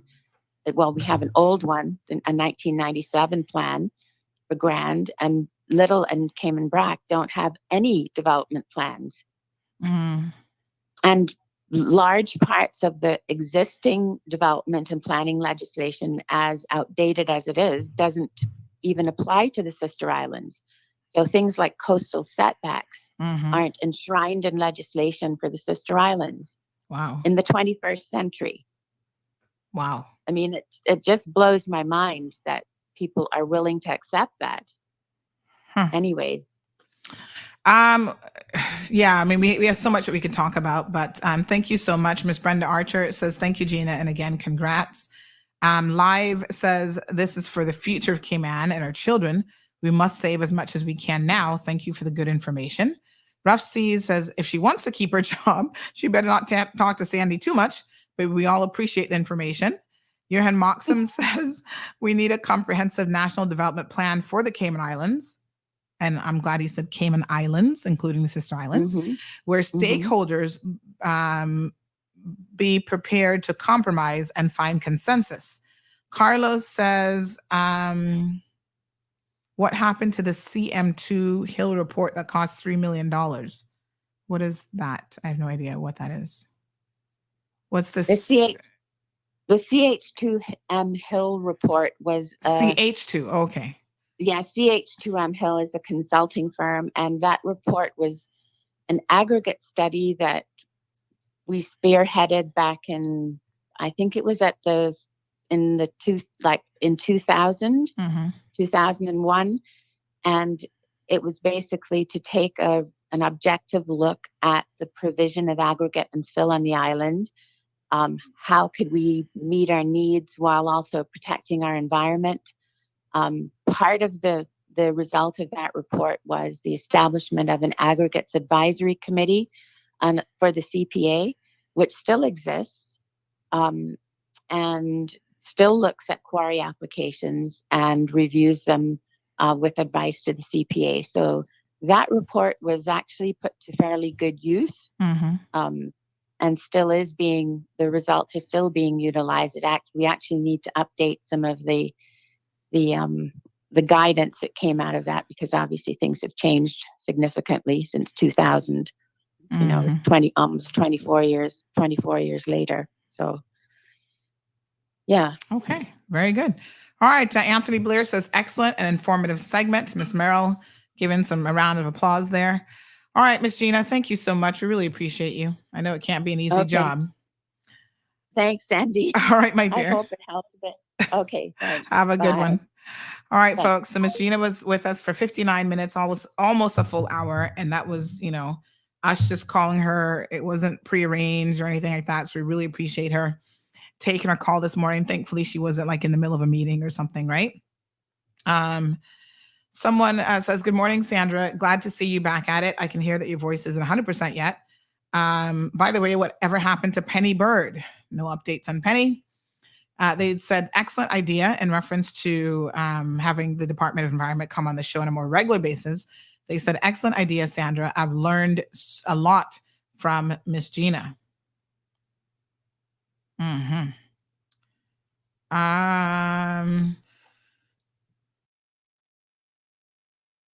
So yes, there is, you know, there's a lot that's going on. And, you know, I want to be very, very clear. No one from where I sit, I'm not, let me speak for myself. I can't speak for anybody else, I suppose. I am not someone who's anti-development. I'm not someone who's anti-environment. I think that there has to be a balance that has to be struck. And I've always said this. For far too long, though, in my mind, quite honestly, the balance hasn't been there, and it's worked exclusively against the environment. And so, you know, there's a tipping point here that has to happen to try to accomplish that balance. It's interesting to me that 10 years before or during the process of the National Conservation Law, it took us over 10 years to even get it in place. And these same stories were out there being recycled by the developers. Like they've not come up with anything new, obviously, since the legislation has been in place. So to me, that just speaks to resistance existing, resistance to change, resistance to us even caring about the environment. But for me, maybe I should explain it this way. My concern about the environment is a selfish one, because if we don't protect the environment, how are we going to protect ourselves as a species? What are we going to have left if we're literally polluting and destroying the environment and making ourselves already considered an extremely low-lying island, right? That's, you know, listen, as the waters rise, we're going to sink even lower. We don't have any mountains to go up into where we can send our population and build our cities up on a mountain. So what is it that we are going to do to try to offset some of the environmental impact that human beings, by and large, are creating and wreaking havoc on the earth? We have to do something. So call it selfish, that I'm saying we have to do something in order to be sustainable, to save the human race, to save what we can. But if that's what it takes, then that's what it takes. And I don't think that it's like going to be this huge, you know, detriment to the people. Development continues despite the National Conservation Law being in place. We see the MPs bragging about tourism, bragging about development. You know, we destroy Stingray City. We destroy all these protected zones. What do we have left for tourists to even come here? We have to admit that there's very little that allows them to come to our shores. Even the beach, we're talking about beach erosion and the mistakes that we've made in relation to that. Are we not prepared to learn? You know what I'm saying? And learning means that we should be doing better. So I do find it interesting when developers say, well, 25 years ago, we pulled up mangroves, we did whatever we want. And to me, that says that we're simply not learning. We're never going to do any better if we continue to say the things that we've done in the past that haven't been good for the environment, we will continue to do. And then we use the argument, well, Mother Nature managed to replenish itself. Well, there might come a point when you continue to wreak havoc on the environment where Mother Nature is not going to replenish itself and is not going to be able to do so. Anyway, let's call this lady back. She sounded like she needed our help this morning. So let's give her attention. Let me just see here now. She called. Okay, here she is. Yes. 9362626. Phone lines are open. Hello? Yes, hi, good morning. Yeah, Miss Sandra. Morning, sweetheart. What I wanted to say to you, I am signed up at NAU and thing. And where I am staying right now, the people that is selling the place. And I'm out there trying to find somewhere to, because I don't want when they sell the place now and then the people them come and say that you have to leave and I don't find anywhere to stay. I'm out there looking somewhere and I cannot find anywhere to stay. NAU has a list in there with all of the people them that way they pay rent for. Their name, their number, and everything. I asked them to call one of the numbers, them to see if anybody have any way available and thing. They are telling me, say that they cannot do that. I would have to go out there and find the place and stuff and come back and let them know. But yet, Miss Sandra, if I was a person that was on drugs, cocaine drugs, they would quick miss to pick up the phone and find a place for me to stay. But because I'm not on drugs, miss, I have to be running around like an idiot, looking somewhere to stay, and at the same time, they can take and pay rent for cocaine up a Sunset House for stay, where they can stand up big time in a newspaper with key a hole in their hand, where they must stand up by swimming pool. I can't stand up nowhere and hold up no key by no swimming pool because I have nowhere to go. And I need somewhere to stay. I need somewhere to stay very bad. I ride everywhere in the Cayman Island I can ride, and I can't find no way. Everywhere you go, all you can hear, they don't want to take no NAU. They got this with NAU. They got it with NAU. NAU is a big problem to a lot of people out there. A lot of people out there is suffering and being homeless on the cause of NAU. And I think something needs to be done, or whoever it is in NAU that is dealing with the rent process, they needs to move them and put somebody else that is going to look out for people that is in need. Because it is very unfair, Miss Sandra. It is very, very unfair. Because they come in like they have their favoritation of who they help into. And that's not how it go. That's not how it go. I don't go and depend on NAU. The reason why I have to depend on NAU now is because the doctor put me off from working because of my medical issue. If it wasn't for that, I would be out there working and I wouldn't have to depend on them. I know like some people that depend on them and living up in their face 24/7. It's because I cannot work and the doctor put me off on work and they have the paper in the system that I cannot work. So I am automatically a disability person. So why you can't help me? They can help everybody else. So what's the difference with me? What's the difference with me? And Miss Sandra, I have enough, Mom. I have a really, really enough, Miss. I have enough. It's my cup is falling over. I have enough. I have enough. I have enough.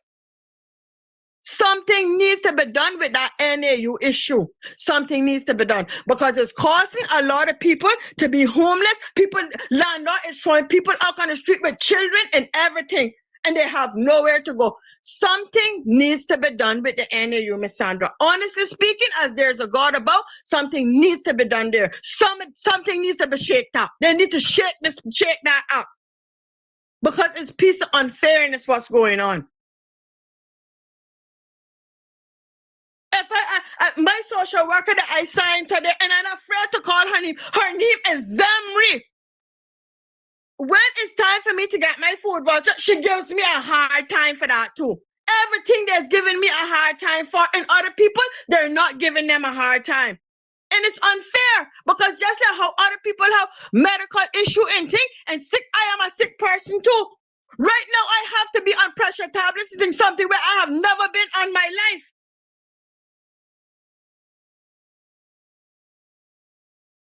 And honestly speaking, I have enough. I really, really, really have enough. I don't know what else to do. I don't know what else step to take. It's just driving me up the walls. All right, it's just driving me up the walls. Caller, we don't want your pressure to go up this morning now. So let me ask you a few questions, right? The issue seems to be that you need housing, which NAU doesn't. Unfortunately, they don't really have access to housing. They might have numbers of people who are currently working with them, but I'm assuming that those places are full, right? So they know who will take NAU, but I'm assuming that they don't have any long list of people who are waiting to rent out their places because the rental market. Because you know what? All of the places, Miss Sandra, that we take NAU, they have pure foreigners and they have Indians, they have Filipinos, and they have Spaniards. That's why Caymanian can't get nowhere to stay. That's why we can't get nowhere to stay. That's why we have to be homeless in our own country on the cause of foreigners. NAU rather help foreigners and kick the Caymanians aside. So you're saying that NAU, but isn't there a requirement that you have to be a Caymanian in order to qualify for NAU? So Pardon me? Isn't there a requirement that you have to be a Caymanian in order to qualify for NAU? So how is it that they're helping Indians and Filipinos and other people if they're not Caymanians? Well, I don't know, miss. I don't know. Because right now in Windsor Park, 2 places in Windsor Park, I know right now that takes NAU, and it's pure foreigners living in there. Pure foreigners living in there. Hold on. But caller, I want you to calm down. I need you to calm down for me because that's definitely not going to help your blood pressure. So you're saying that these are places that take NAU, but right now they have no openings for NAU because they're renting to other people. Well, that means that they're not taking NAU. That means they're not available. Miss Sandra, they have the big sign up there on the building. On the building, they have the big sign up there. Take NAU. But that means that they're willing if there's an opening. But if there's no opening for rental, they're not going to just sit there with an empty apartment until somebody from NAU comes across. Well, that's what I'm trying to explain to you, Miss Sandra. Yes. They rather, even if it's open, is available, they rather kick the Cayman aside and spin them around and turn them around. And as the foreigners going boop, bop, bop, bop, they get through. But that has nothing to do with. Let me be fair. In a Cayman. But hold on, calm down. We need to calm down a little bit. That doesn't have anything to do with NAU. That's landlords who simply want their place rented. And they're probably like first come, first whatever. You're lucky they even have a sign up accepting NAU because most people don't want nothing to do with NAU people, none at all. So if you know the reason why they don't want nothing to do with NAU people, because NAU don't want to pay people rent, and NAU do not realize and understand that when they have people living in their place under NAU, people have their bills to pay, people have their mortgage to pay, and people have their bills to pay. So NAU expect to give people the money when they feel like giving people. You think people can go to the bank and tell the bank that they're gonna pay them when they feel it? They can tell them to come out. Yes, I mean that is true, and that's a fair point. Because if I were a landlord, I probably wouldn't take NAU clients either. And that would be one of the reasons. That's not the only reason, but that would definitely be one of the reasons, because you've heard too many stories where all 4, 5, 6 months gone and NAU hasn't paid. I can't go to CNB with my mortgage and be like, oh, you got to wait 4, 5, 6 months to receive a payment. So that's what I'm trying to explain to whoever it is in NAU that is dealing with the rent issue. Maybe you need to talk to the government. They need to move them. Hold on. People homeless. This has been an issue for a long time. We have the elected arm of government who's more than aware of this. Maybe we need to be asking them, what are they doing to ensure that payments are made in a timely fashion to landlords who are willing to work with them and allow NAU renters into their facility. I mean, to me, this should be an easy fix. I don't know how you could go and allow people to go months in arrears with rent and expect that to be acceptable, because that simply is not acceptable. So to be fair, I don't know exactly which locations you're talking about in Windsor Park or wherever, right? Those landlords have existing. It's right in the back of the hospital. No, it is some white apartments and it's some green apartments. No, but they have existing tenants, so they're not going to kick out existing tenants, and it doesn't matter where they're from. They're not going to kick them out to take in an NAU client and then have problems with government paying. They're gonna keep people in there who know that by the first of the month, rent is due and you must pay their rent regardless of their nationality. So I think there's several issues here. If so be the case, then that they're going to keep people in there where they can depend on their money and stuff and things that they don't have to depend on it. Well, then they take the goddamn sign off saying that they're not renting for no NAU. Then they take the sign off. Then take the sign off and start making people run. I'm done like idiot then. Well, I mean, I don't know who owns those properties, but you know, they're not saying that they wouldn't rent to NAU, but if they don't have any openings, then they don't have any openings. So, tell me, what is it that you need? Maybe there's somebody who's listening to you today that might have a little place to rent.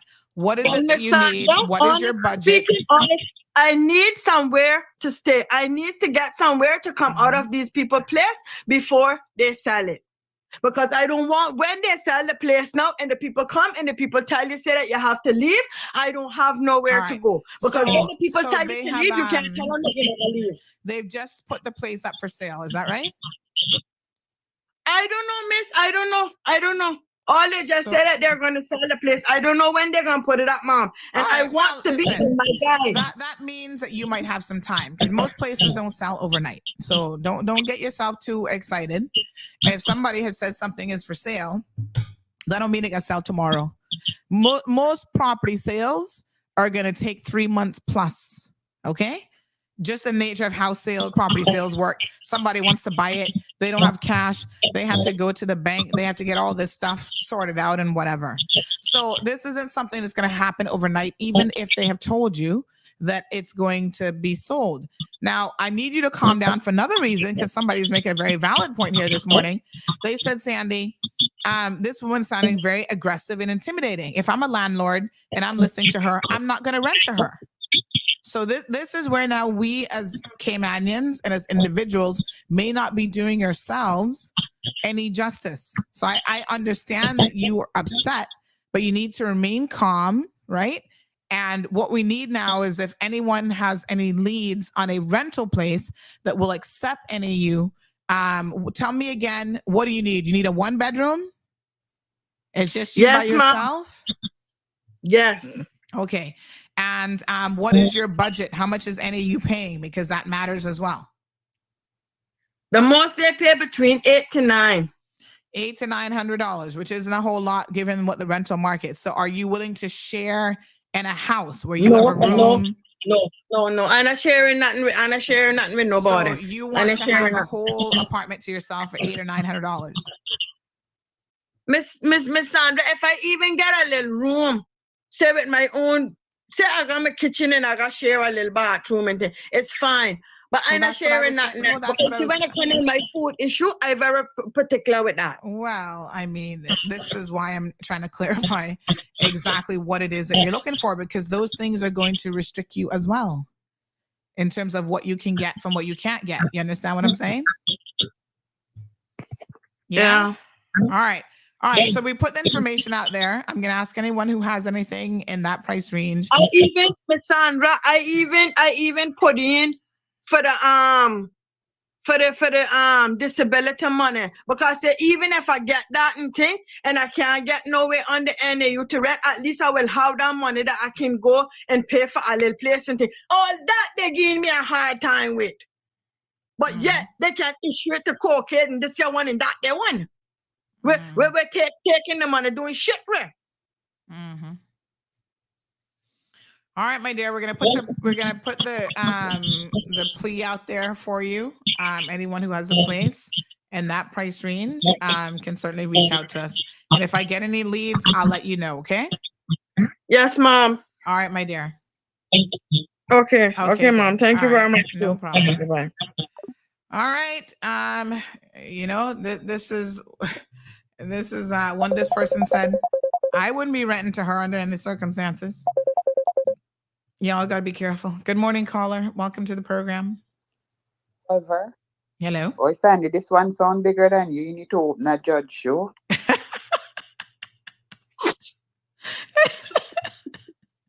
Oh, God. This one is big, darling. Trust me.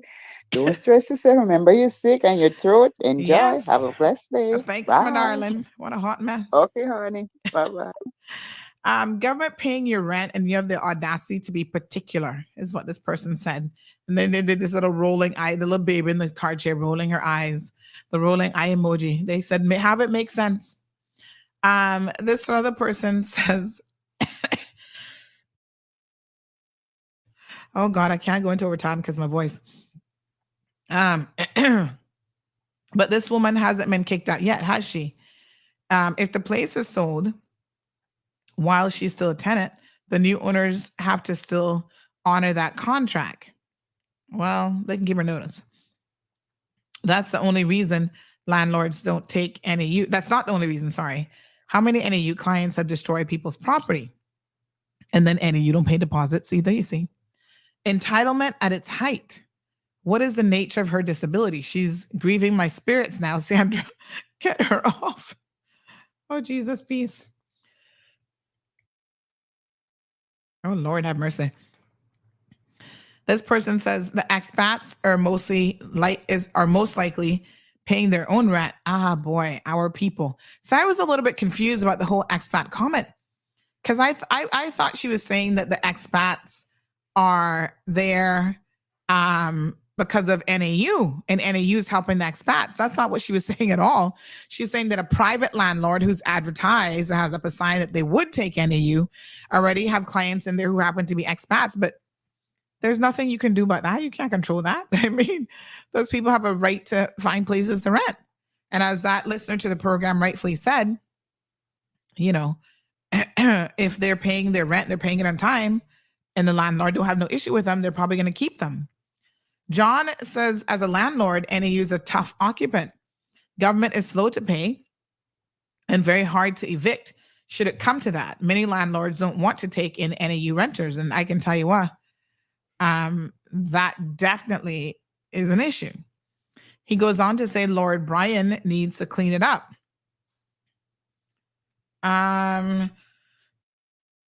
Rough C says, I'm all for development. Oh, let me get a throat lozenge. But you know what government needs to do? They need to put more parking by all these public beach access. Because what is the point of having beach access when there's nowhere to park to get to the beach?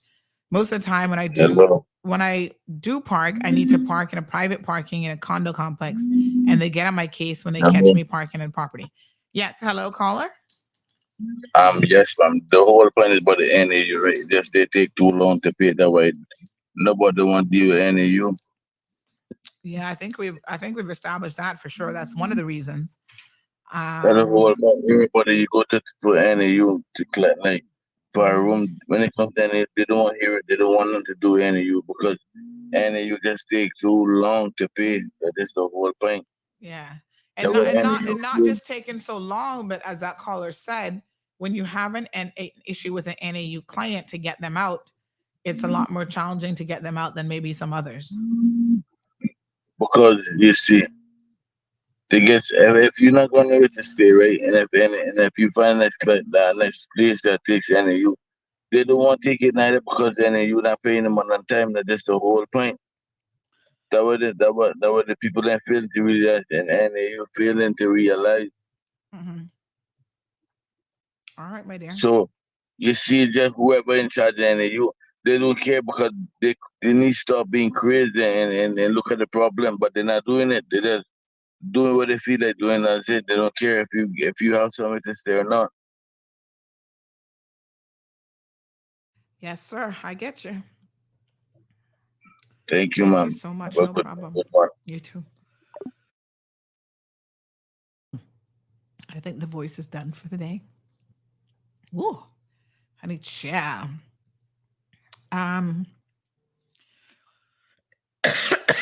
Yes. I think, sorry for the coughing in the microphone, but for the sake of having a show tomorrow, I need to wrap it up. Aliano says that NAU is the cause of the rental properties refusing to accept people. Too many delayed payments and no guarantee of payment. Lavana says, first off, it's not NAU that's the problem. It's the way the people destroy their places. That's why they don't want to rent to persons that NAU is paying for. Just saying. Okay. Oh my God. India says, why do our leaders hate us so much? Oh my God. Not the hate. Okay, honey chill. I don't know that they hate us, but some of them are more self-serving. Oh, thank you, Strong Will. Says, this one is bigger than you. You need to have a judge show. Hunter says we need tenant protections. No, they aren't taking NAU because there's guarantee rental security from NAU clients, says Aliano. Sophia says they take too long to pay the landlords. That seems to be an ongoing issue. Carol says the same thing happens in the UK. Immigrants given priority over British people for council homes. But this isn't, now that we've gotten some clarification, Carol, that's not what's happening. Those are not NAU clients. That's a private entity that has said that they would take NAU. They have the signage up front, but they have other clients in there. And I'm willing to bet that no landlord is going to kick out a good paying client to take an NAU client. Anybody willing to do that? I'll wait probably from now until the end of the year, and none of y'all going to come forward. So, morning, Mr. Stanley. Oh my gosh, sorry. All right, so we're going to go ahead and end the show. Like I said, my voice is just, I got to be able to pace myself. Brenda says there's a big difference between aggressive and being frustrated or expressing desperation coupled with frustration. Rough Sea says the difference between expats and Caymanians. Expats are all willing to share and to work with each other. I even saw one post in the women's group the other day that they were coming to Cayman for 6 months and they were willing to share accommodations. And they're like, yes, I'll share. I don't care. You know, and they'll share until they can better do. Rough Seas says we have a hard time having Caymanians as neighbors, let alone as a roommate. We are kind of spoiled. I gotta tell you the truth. Most places in the world, you get used to having roommates and stuff like that.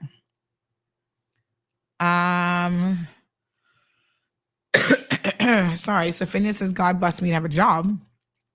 I don't have to deal with them no more because I had my encounter with them already.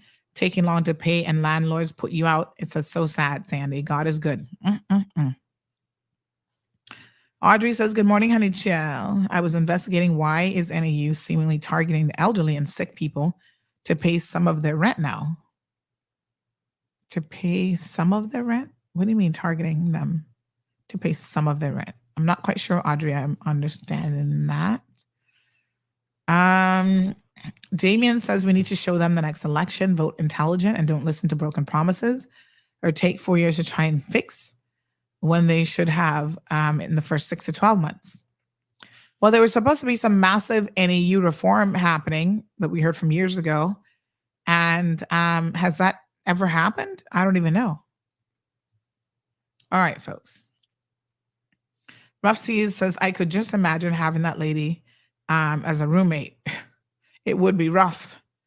No pun intended, Rough Seas. Okay, folks, we're not going to stress my voice anymore because then that means it'll give out and I won't be able to do a show tomorrow. So let's pace yourself like the little tortoise. What was the lesson from the tortoise? Slow and easy wins the race. Do not call me after the show today, folks. I will not be taking any phone calls. I need to rest my voice. Capiche? Thank you, madam. You guys have a beautiful day. Monday, off to the start for a whole new week. Lots to talk about. We're going to have some Caribbean people on Wednesday's program talking about why they think Cayman is something that they want to emulate. The Caymanian success story. Are we a bunch of fraudsters? What a hot mess. Let's look at it then. Y'all please be safe. Until then, have a good week. Good Monday. And we'll be back here. Hopefully, fingers crossed, the voice should be good. We'll be back here tomorrow morning. Until then, please be safe. Thank you for tuning in to another episode of The Cold Hard Truth on Bobo 89.1 FM. Cayman's #1 talk show is live weekdays from 7:30 a.m. Never miss an episode again. Watch anytime on CMR's Facebook and YouTube channels for the latest show episodes. Don't forget to follow us online on our social media channels. And visit CaymanMarlRoad.com for all the latest news and community happenings.